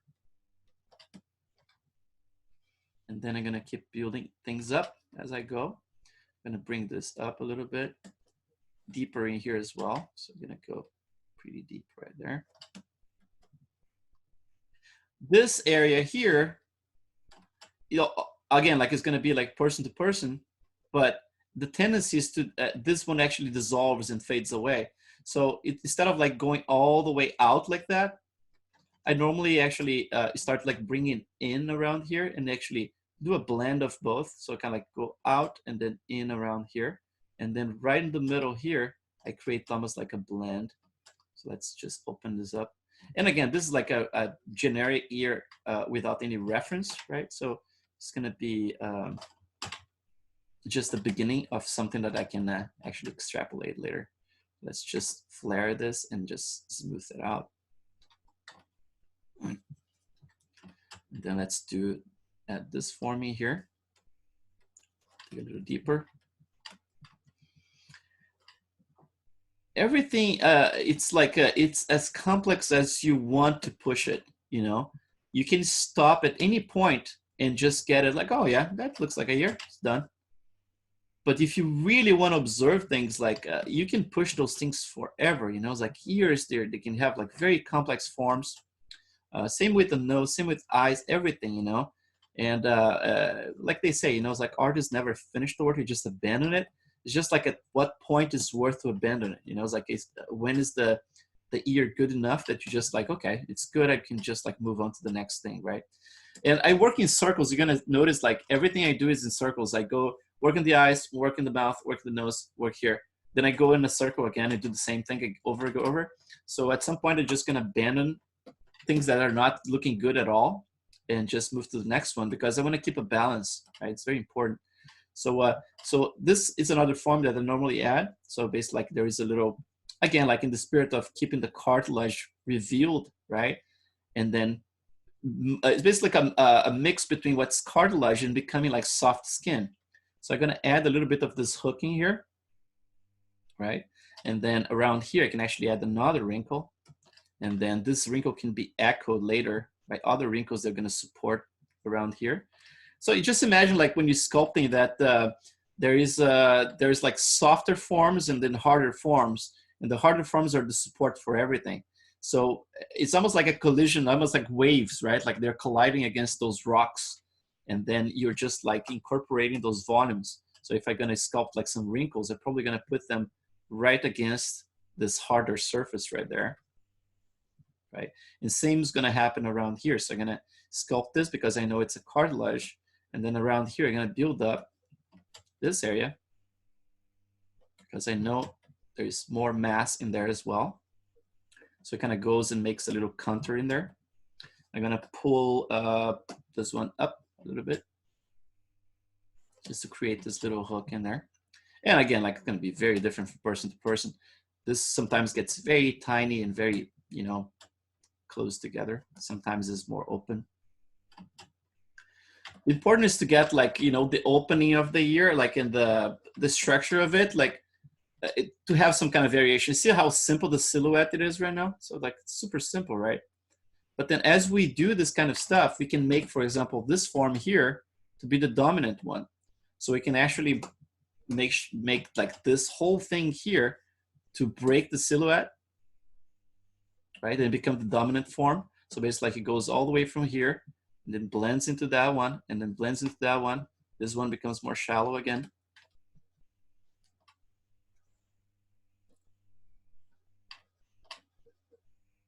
Right? And then this guy here, I can start carving and digging around it slightly. And all those things have names, by the way. I'm just a mess. I don't remember my name or my birthday sometimes. It's a long name. It's hard to remember. But then, you know, it's like, hello? Oh, hi. Hi. Just wanted to ask, I'm sorry if I missed this because I was a few minutes late in the beginning, if you already explained, but how do you keep your smooth brush from destroying the shapes you created? Because I noticed your model is more smooth than it was yesterday. You think it's smoother than yesterday? Yeah. Yeah, I actually subdivided, that's why. Ah, okay. Yeah. Because I lied to you, see? I lied yesterday. So like, I'm going to try to push as far as I can without subdividing. But you know, it's like when I got to the lips, it was like, man, there is no resolution for anything. So I added one subdivision level. And then today during class, I added another one just to push it further. Yeah, that's why it looks a little smoother. Yeah, I'm just incorporating my. And by the way, man, where did we meet? We meet in person at some point, didn't we? Yeah, we met at THU and at IMAG in Paris. That's it, dude. Because I remember your face for sure. It was like, oh my god. Yeah, it was like, where did I meet him? Because yeah, it's like I went to this circle of conferences, man. Like it drove me nuts actually, because I actually am taking a break. I don't want to do any international conference for a while now. But it was great to go and just visit those places, you know. It's like, yeah, I remember talking to you. Like we talked, right? Yeah, we did. Yeah, okay, cool. Man, it's so many people, man. It's incredible. I mean, like, and I'm really bad with but I don't forget like faces, you know. I forget names for sure, but faces I don't forget. Yeah, that's awesome. Thanks for being here, man. Yeah, it's great to follow the how you're working on stuff. Awesome. And then again, like for the ear in here, you're gonna find like there's lots of different shapes as well. One that happens sometimes, and again, out of my butt here, right? Like just thinking about the generic ear. Sometimes this shape breaks into two in here. And then, you know, you can actually incorporate that and add a little bit more flash around here. Especially with an older guy, right? So at this point here, we have enough information to go by. You know, it was like, was what, like 10 minutes sculpt or something like that, just to have some information to go by. And then the elements are there. It's just like they're not organized like in a good hierarchy right now. Some of them have to be dominant. Some are basically like they're not dominant right now. Like for example, this area here, I can pull out a little bit more, make more dominant, right? And this I can pull in. And then there's the silhouette I was mentioning, for example, like I can break things down. You know, like, you know, make things more interesting. So pull that area out, this one in slightly. It all depends on how you're gonna do it. Sometimes if you do too much with that, you can end up with like an elf, right? Which is not a bad idea. I mean, like if you're creating some characters, make a little, you know, Spock. And then around here, I mean, like depending on the person, if it's an older person, I mean, like your ears never stop growing, right? You look at if you have kids, for example, you look at the 8-year-old kid or like a 6-year-old kid, sometimes the ears are like full size, like adult human ears. And then you think like, oh my God, I hope my kid doesn't have like Dumbo ears when they grow up. And they don't. They grow slowly, you know. And then when you get like really old, some of those ancient guys, you're going to see those ears, man, they're going to start like really dangling pretty much like that, or even further, you know. But yeah, that's part of getting old. So another thing this one here is not showing is that I lost this line completely here. I'm going to have to build later. So I'm going to have to build it and then build this one later as well. But just like to have a little ear to, you know, to actually have as a reference. And then let me just pull this area out as well. Just see what time that is. Okay, let's pull this out. So just so you guys know the program, like what I have planned for this week. I mean, like you're gonna see like every month I change a little bit. I try to adapt, and it's very free flowing. You know, I just want to make sure that it doesn't matter like how I'm approaching the form or anything, that the information is coming through to you guys like in a clear way. That's all my concern. because we all gonna get to the same. We are going the same direction, right? The final result, we know where we're going for. We're gonna go for something realistic with a nice render, nice skin shader, and all that stuff, and hopefully with nice likeness, right? Like, which is always like a tricky one, and always a personal challenge for me, because likeness is not easy. It was never easy, right? Whoever says it's easy is lying, because it's always a struggle. Obviously, you can cut corners, right? You can use all kinds of things to create likeness, like to perfection. But if you're doing it by hand, like, there is no cutting corners. Everything is like trial and error, looking at all the reference you can find, spinning around your model a lot and seeing if it works from different angles, looking from a distance and seeing if it works when you do a quick render, for example, from a distance, right? And if it's not, you just like zoom back in, do more work, look at it one angle, doesn't work, like doesn't look like the reference at all. What's missing, right? Then you find that piece that's missing. Oh yeah, the size of the cranium wasn't good at all. Then you fix it, and then you look from the front. It was like, oh, now it looks too big. And then, you know, it's like it's this constant search for things. And it's extremely important, right? Because that's how you train your eye to observe things. It's just like by doing it over and over again. And the struggle it's such an important part of the journey, right? Like to learn anything. I mean, like, I don't play musical instruments, and that's one of my biggest frustrations, because my father used to play the acoustic guitar and I never learned it.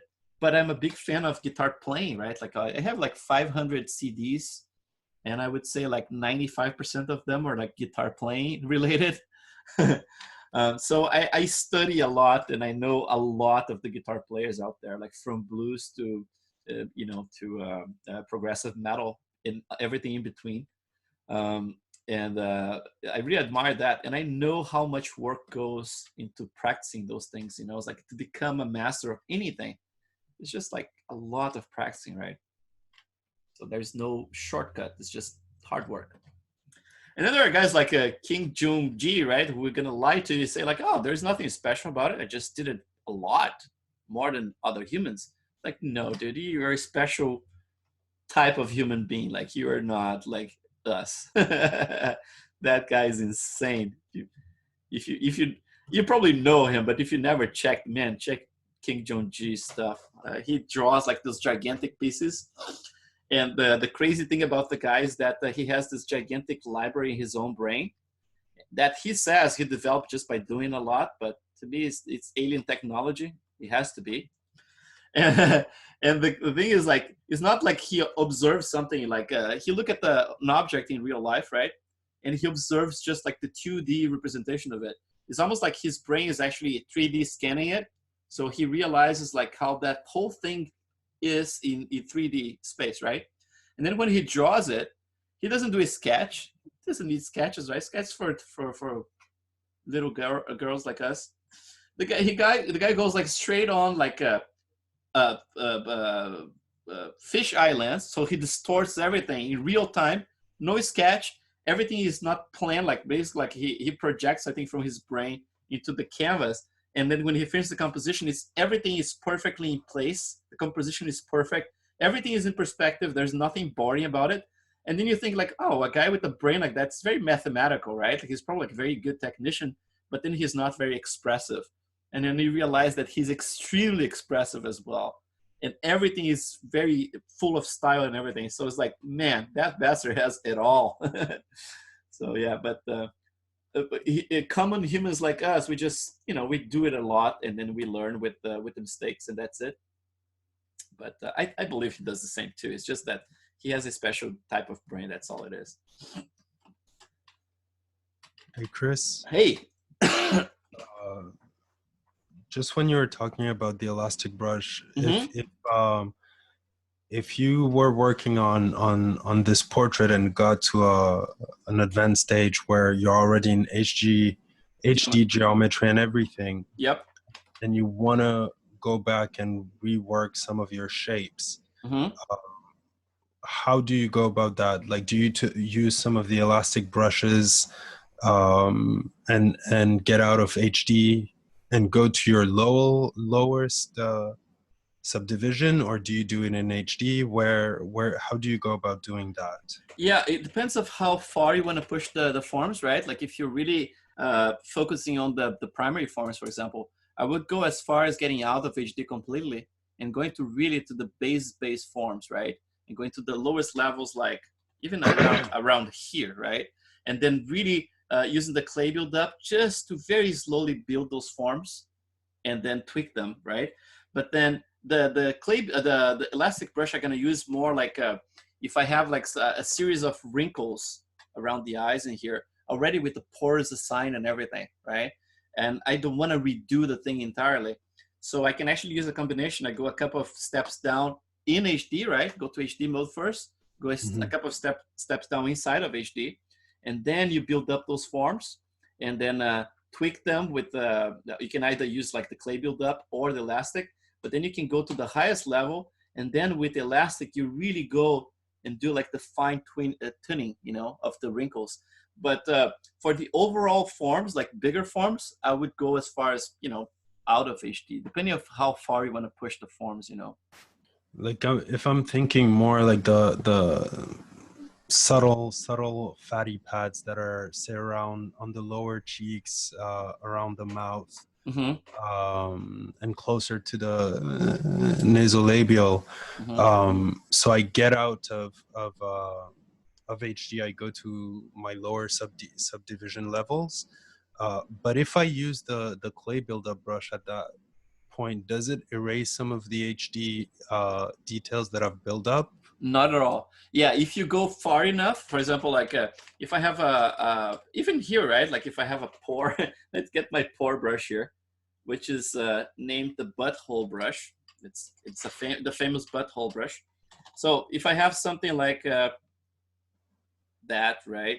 And I go to my lowest in here and I use the clay buildup, it's far enough in the geometry that when I go back, it's gonna be there, you know. So basically, like, yeah, it's not gonna obliterate it for you know, it's like as you might think, as long as you go far enough. If you go just like, let's say like let's go back here, edit, redo. So if I go just like one subdivision down, right, and I try to smooth that out, that definitely is gonna change the look of it now, right? Much more shallow and everything, but still there, you know. But yeah, I mean, like if you're going like from tertiary form to secondary form, make sure you go like a couple of steps down. Otherwise, you're definitely going to be influencing that too much, you know. Okay, and my final question, like when I'm trying to do it's almost like the reverse. Like if I have some details, say around like tertiary forms, like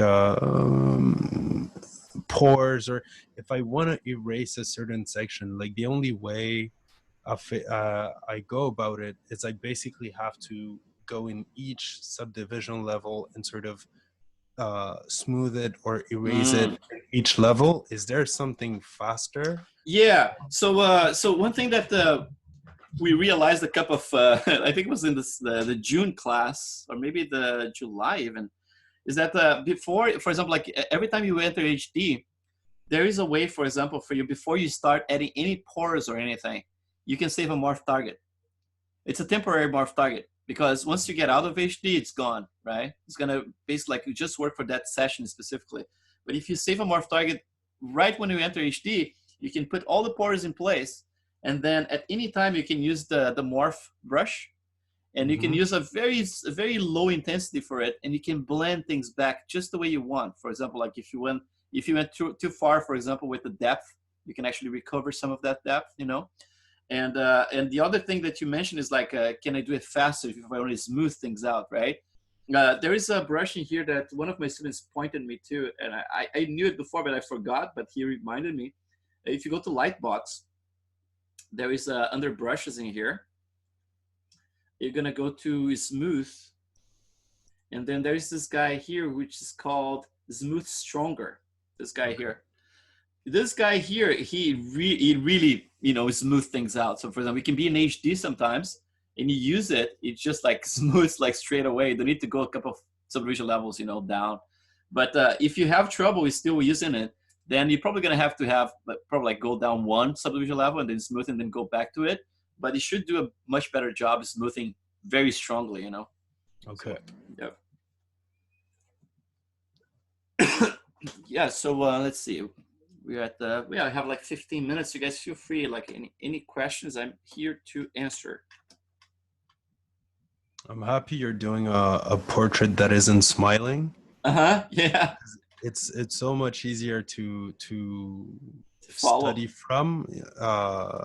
Like it was very hard to, at least for me, because I'm not a professional in the industry, but to try to understand where, you know, looking at a sculpting book or an anatomy book to recognize the same muscles when they're stretched in a smile. So having a portrait that's more like neutral stern is, yeah, exactly. It's a lot easier to study from. Yeah, definitely, man. Yeah, it's like those previous characters, all of them are smiling, right? Like and then a lot of the people who don't smile ever, they got offended, and they sent me hate mail saying like, what's wrong with you? You think the world is happy? No, I'm just kidding. Of course, it's just like I went through this phase, you know, like maybe trying different facial expressions, but then I ended up like doing all the smiles because all those guys, they're kind of recognized by these smiles, you know. Stan Winston. I mean, like, you look at most of the references you find of the guy, like in the red carpet, he has this giant smile. He was a super nice guy. And then the same with Harryhausen, right? And then with my wife, the same. She has like, it was funny thing about my wife. I sculpted her with this big white teeth, right? And then someone, like a random dude on the internet, says like, made a comment about it, like, oh man, she has like, you sculpted her with this big white teeth. And then my wife went and she trolled him. She's like, dude, I do have big white teeth. And she was about to post a picture of herself, and she does have. But she's like, no, I'm not going to post a picture. It's fine. But it's fine, man. Like, you know, like people on the internet, they always have all the answers, right? And they know everything. It's incredible. Oh, another thing I forgot to mention here, for example, like the eyes, right? So right now I have this this fold in here that's kind of like forming right there, which goes against this reference that I had before, which was the long face guy. This one, right? It's a totally different eye now. I think I'm gonna keep this one with the double fold. It's kind of interesting, and go last with the squinty version of it. But one thing I'm gonna try later is to do that whole thing. You know, it's like I'm gonna do it as a study, obviously first, but I'm gonna try that. Let's just like a quick test here, just to see if I get anything from the get-go. So, for example, like really go to town with proportions. Like probably gonna have to bring the chin first, right? And then eyes a little closer, maybe the head a little bit smaller. So just by doing that, like, you know, it's like a 3 seconds tweak, right? You add a ton of character to it. So, you know, it's something that's in the toolbox that we can always do, right? One thing that was, I'm gonna tell you, like, I got jealous of Carlos, my student from July, because he did this awesome albino orc. You probably saw the albino orc was doing rounds, and I posted even reposted on my Instagram.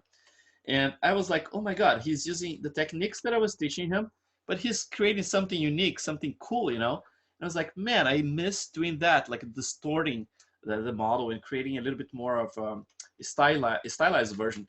And doing that with realistic textures and shaders, that's really cool, you know?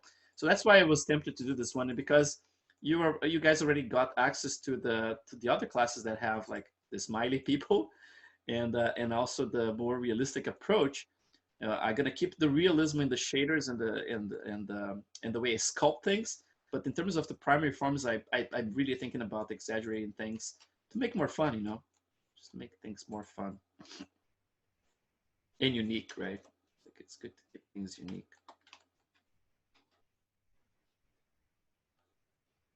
Yeah, at this point here, I'm actually just trying to keep like the forms consistent. So I spin around, and if I see, for example, like the orbital, it's a little too deep in the corner here, for example. If I look from the bottom like that, you can see there's a hole in there. So I'm gonna try to pull this forward just slightly and then fill up this little area here a little bit more. So just by pulling it. And like I said before, like the top lids, they seem like they have a little bit too much volume in relation to the bottom one. Just gonna make it a little bit more even. Because when you add the eyeballs in here, which we can add like as a, maybe let's add like a secondary shape here, like a simple primitive. So let's get, let's see, it's here, and let's just make a polymesh 3D out of it. Let's add as a subtool, so append this guy. Let's get it here. Then press W, right, just to move things around. I like these new modifiers, by the way, they're cool. And the fact that you can actually snap like by using numbers like that. When you rotate stuff, it's pretty cool too. So just gonna do this. Let's bring forward first.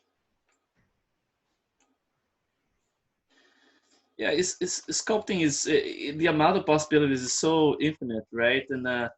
And although portraits are very, very cool, sometimes if you're doing for a while, you miss this opportunity of doing a lot of experimentations, you know? So that's why I think there's a sweet spot where I can actually teach you guys everything I was teaching in the previous classes, but adding an extra spice to it by adding distortion and playing with the form, you know? Because that's, at the end of the day, that's where your expression is gonna come from, right? Like, just like the way you see things and distort them. So the eyeball here, you see when I have a transparency on, let's do like this. Let's do like a, not ghost, but transparency.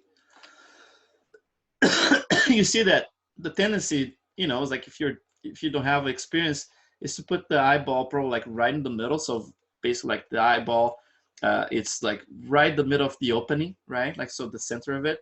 And it's normally offset. So you're gonna keep it offset because remember we have the diagonal in there. So the eyeball is gonna be slightly offset up like that. It's, again, it's a little exaggerated the way I have right now. I'm gonna be correcting it and probably a little bit too big as well. So I'm gonna be reducing a little bit of that. But the only way for me to check is tomorrow when I have like the file. I have a Maya file with all the measurements in place already. And then, so you see like, just by adding an eyeball in there, you can see that the top eyelids are very, you need a lot of work to bring them into place. But again, like without having actual measurements, it's kind of hard to do it. But let's do a little tweak here, just to fix whatever is too, it's too out of place. Just gonna bring this in. One thing that you have to observe, like as everything I was mentioning before, in terms of rhythm and keeping things like straight and then round and then straight again and all this stuff, everything comes to, you know, to the facial expressions as well. When you have a squint, for example, this area here goes flatter, right? So instead of like having this roundish shape, you're probably gonna get a little bit more, gonna get higher with it, right? And it's gonna create a little bit more of a flatter. And then for the top lids, for example, instead of like having a boring circular line, like an arc like that, you can actually introduce a little bit more of a squarish shape at the top. So for example, around here, I'm gonna create this little squarish line. And then from this point on, I'm gonna start coming down like in an arc, but it's kind of like starts more squarish and then gets more into an arc at the end. And this area here, I can actually pull it down slightly, create this little blind.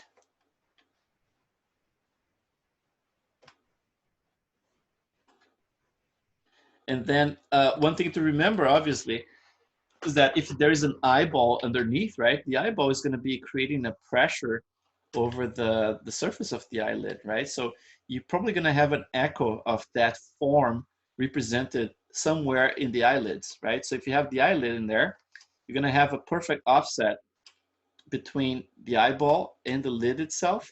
And then around the middle here, you're going to see a little bit of that pressure of the eyeball from underneath being represented there, you know. So right now it's very rough, it's hard to tell, but as we refine this area, you're going to do lots of passes around the eyes. Actually, it's a very important area. And as human beings, that's the first spot we look at, right? Babies, they look at their mom's eyes constantly, right? And they can read emotion. It's amazing. Like it's written in the DNA, apparently, that the babies can actually read emotion from the get-go, right? They do those tests with the little babies, and they put those cards with icons. So it's not even a human being; it's just an icon with smile and anger and other expressions represented. And they show to little babies, man, and the babies, they react to that. They know when there is anger and when there's empathy and things like that. It's pretty amazing, you know.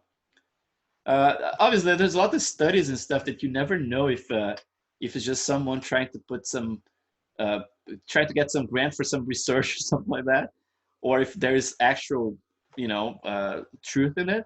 But I was listening to this woman the other day. I don't remember her name, and then she was saying something about the way that men and women interact with each other, right? Like, and I have this with me. I don't know, it's a generic thing, but I mean, like, she says, like, in general, men, when you're talking to someone, they're not looking in the eye.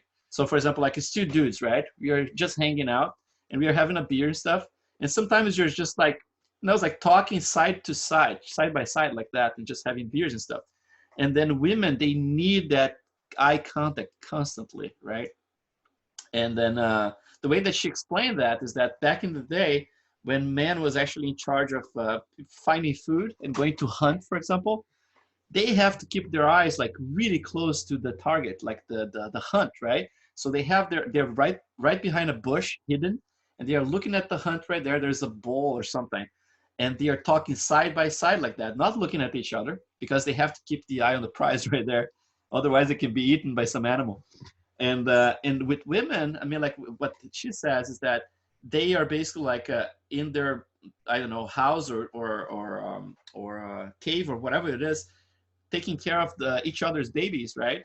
And everything is about empathy. It's about looking at them in the eyes, and then the baby's really reacting to that. So it's this amazing interaction. Like it's like this brute guy, right? Like try to get the hunt. So I don't give a shit looking at the eyes. I just have to get the food for my family. And the women, like the important, you know, role of really connecting to people, right? But at the end of the day, as humans, since we all were babies at some point, we have this thing. We look for the reactions in the eyes, right? Like sometimes we say like, oh, that person smiles with their eyes. And it's true, you know, it's like you can read emotion, and it's very subtle, you know. It's like the hardest thing is to animate someone convincingly. You see like a lot of movies failing like miserably when it comes to the eyes, right? The eyes look like uncanny. And that's what we're going to try to fight in this class, is to try to add life to them. And there are many little tricks we're going to be using for that. And I think at the end of the day, we're going to be able to accomplish that, like, you know, past that like uncanny valley kind of thing when it comes to eyes, obviously. So I wish us luck, but I think we're going to do it. We have enough tools these days that we can actually help to counter that, you know. And really, at the end of the day, man, is the model can be imperfect, okay, can be, you know, it's like the anatomy can be off and anything, but the model can have a ton of life. And to me, that's all that matters at this point in my life, you know. It's like, it's to see cool artwork that has emotion, you know. It's like, it's more important for me than seeing like I don't know, like 100 characters model that looks like wooden, you know. So I think that's going to be the target. So let's get this eye in here. I'm just going to name it that eye. And we're going to duplicate it. And this one is going to be my, obviously this is temporary, but. So Chris, if you're doing a character and you think like in the end it's going to be like on a specific pose or smiling, would you recommend to straight up start going on that direction? That's a good question. It's all about the plan, right? Like if you're going for a portrait and you're really trying to exercise like observing the facial expression, I would go straight to the facial expression. But that's my personal approach, right? Now, if you want to have something that's more flexible, for example, like, okay, here's the deal. I want to study Ismail, for example. But I also want to explore like a frown, for example, and go for like you sculpt the model in multiple facial expressions. Then I would go totally neutral. Yeah. All right. Yeah, I would go totally neutral and with the mouth semi-relaxed. So for example, like instead of like having a locked jaw, right? I would relax the jaw just slightly, a little bit open, and the lips apart very slightly as well, and start that as a neutral. All right. Yeah. Cool. Cool, man. Yeah. Let's do it, and then I'm gonna just do a mirroring here. So got the eyes in there. So now we got the, at least we have something, but definitely tomorrow we're gonna be checking those eyes. So now because I pulled the upper eyelids closer, the eyes look closer, right? Like they look like more like that guy we were observing before. And maybe they are too forward, but I'm gonna check that out because I saw some of them, they have that quality. And especially around this area here, I think I went too deep. It's almost like the bridge of the nose is a little bit shallower, almost like an Asian person, right? Like they have like very shallow in here in this area. So I think you're gonna make that a little bit more filled. And keep it in here for now, but eventually I might bring them back, or the opposite, bring the brows forward. Maybe this entire area needs to go forward slightly. As I'm just like idealizing, maybe that's what I can do. Also, the top in here, you can see like it's very, very deep and it's not helping our cause. So let's just fill it up a little bit. Let's add some forming here. And as I do this, you see like I'm talking about this area here, gonna be filling up. As I do this, I have to remember, like if I'm sculpting an older person, right? Like the cool thing is that like I'm gonna be turning 48 this year. So my face is starting to fall apart. And then I start seeing like those wrinkles forming in my own face. And I was like, oh, so that's how it starts. And then, for example, like those guys here, they start hanging almost like a curtain right here. They go from there to here. And then they kind of like start blending to the center area. So as I build up this area here to fill it up a little bit more, I'm gonna be thinking about those directions. So I'm gonna be building from here to here. Just adding a little bit more of that. So that adds a little bit of pain and expression in there. But obviously, if I want to reduce them, I can just smooth it out and remove some of the pain and just keep some of the form in there. But as long as I don't have like those eyes too buggy, right? Like too pronounced, they have to talk well with the form of the brow ridge and everything. But they do need to go back slightly. Let's see. Look at that mesh, man. That's like the base mesh that we started with. How does it look like? Oh, that's how it looks like, huh? That squarish model that we started with. Okay. Oh, Jesus. That's the wrong button. Oh, one thing I never realized, man, like someone in one of my classes told me, it was like, what the hell, like, why sometimes I just get the feel like this, and sometimes you just get the line, right? And I was like, oh yeah, there's this tiny, tiny little text in there. Damn you, ZBrush. And then you have those things, sometimes you find this in those buttons in ZBrush, have those tiny little texts, like line and fill, and then it was like, okay, there are two different things, all right. I only knew this big button, that's all I used forever. So, see, that's how much of an idiot I am. So let's do this. And just like I said before, I mean, like I have to respect the orbital bone in here, right? Like in the cavity. So if I'm sculpting I know that there's an eyeball sitting right in there. I have to actually model things to look like they are conforming to the eyeball and going around it. And then obviously mixing with the area surrounding it. But I mean, like just by looking at this, I had to remove some of the volume I had in there, just conform more to the eyeballs. And then this area probably gonna reduce some of the volume as well.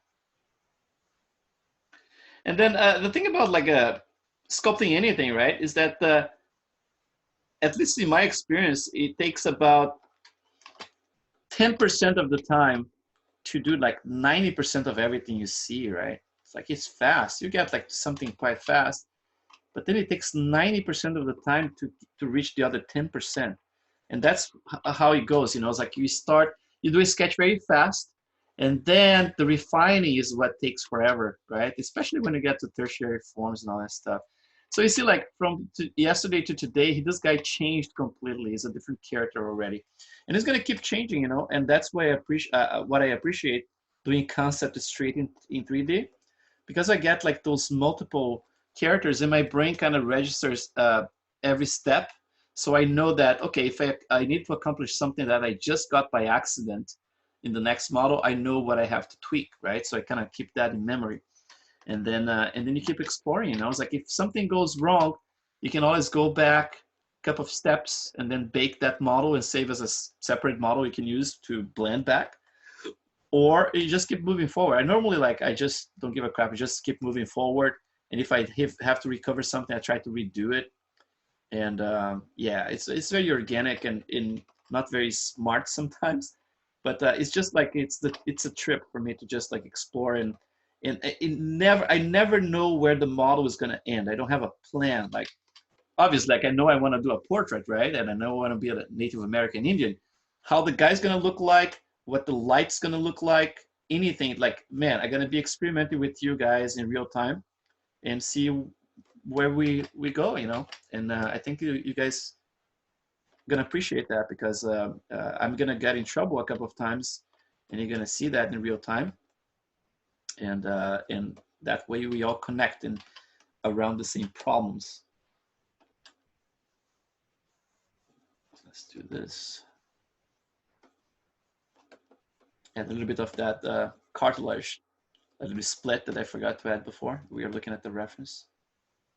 And again, you see, like I went from ear to back to cheeks to back to eyes, back to nose now. And then I'm gonna do a little bit of work on it and then switch right back to something else and keep working on circles. So just as an exercise now, since we are like, let's see, we're right on time, already passed a little bit, but let's check this thing out. So we have this model, let's save it. And to save, I normally I save the undo history just for the first 2 iterations, because I can generate like, you know, some fun time lapses that people enjoy. So I'm gonna do this one, I'm gonna save as my number 3. And you see I spend like 2 hours without saving. That's how much I'm careful with my models. So I just save as a project, so next time it's gonna be there waiting for me. So now let's do something. Actually, let's do something a little different here. Let's save this one, this time as a subtool or a tool. Yeah, it's taking a little longer because of the history, right? Normally, after this passing here, I'm probably not gonna save. The next version I'm gonna save without the undo history. I'm gonna turn it off. So the saving gonna be much faster. So let's save this one as a, let's see, native add 1. That's gonna be the ZTL. And I just wanna bring as an iteration here. So let's see when we had this guy here from yesterday. Let's see what we incorporated, just as a comparison. Sometimes I do this because I want to see what changed, and if there's anything I can reuse, you know, I can just yeah, let's can reuse something. Let's do that one. So that's basically what we got from yesterday to today, right? That's an improvement, I think. So yeah, I'm gonna be exploring this further with you guys. I mean, like the experimentation is gonna keep going. I'm probably not gonna touch the model again tonight. I'm just gonna render whatever I have in there and then and post the video for you. It should be ready in about 2 hours. Like I said yesterday, was on the dot. 2 hours after the class was finally done. The process like this, as soon as I turn off the stream, it saves automatically to my hard drive. So it takes like, I would say like maybe like 10 or 15 minutes to process, goes to the hard drive. I drag this video and drop into the online school, to the class in there. And then he uploads in about like, I would say like 15 minutes upload. So that went half an hour. And then it starts the process of redoing the whole compression thing, you know, using the codecs from the platform, and that takes like over an hour. So between an hour and a half and 2 hours just to get the video out, but you're gonna get it soon enough. But guys, I hope you enjoyed the class today. Sorry I yap a lot, but I hope it was not too annoying. And I see you guys tomorrow. I hope you're enjoying, and I hope you guys are starting to do your models already. You know, it's like the cool thing is that we inspire each other. You know, it's like I see the progress of your work. I get inspired to do more work here as well, and I hope the opposite is true. You know, so let's keep inspiring each other and doing some work and get some stuff done. Have a good night, Chris. Thank you. You too, man. Have a great one. All right, Thank cheers, you. Chris. Bye everyone. bye. Thank you, Chris. Good night. Cheers, guys. See you tomorrow. Great to see you guys. Thank you. Peace. Alrighty.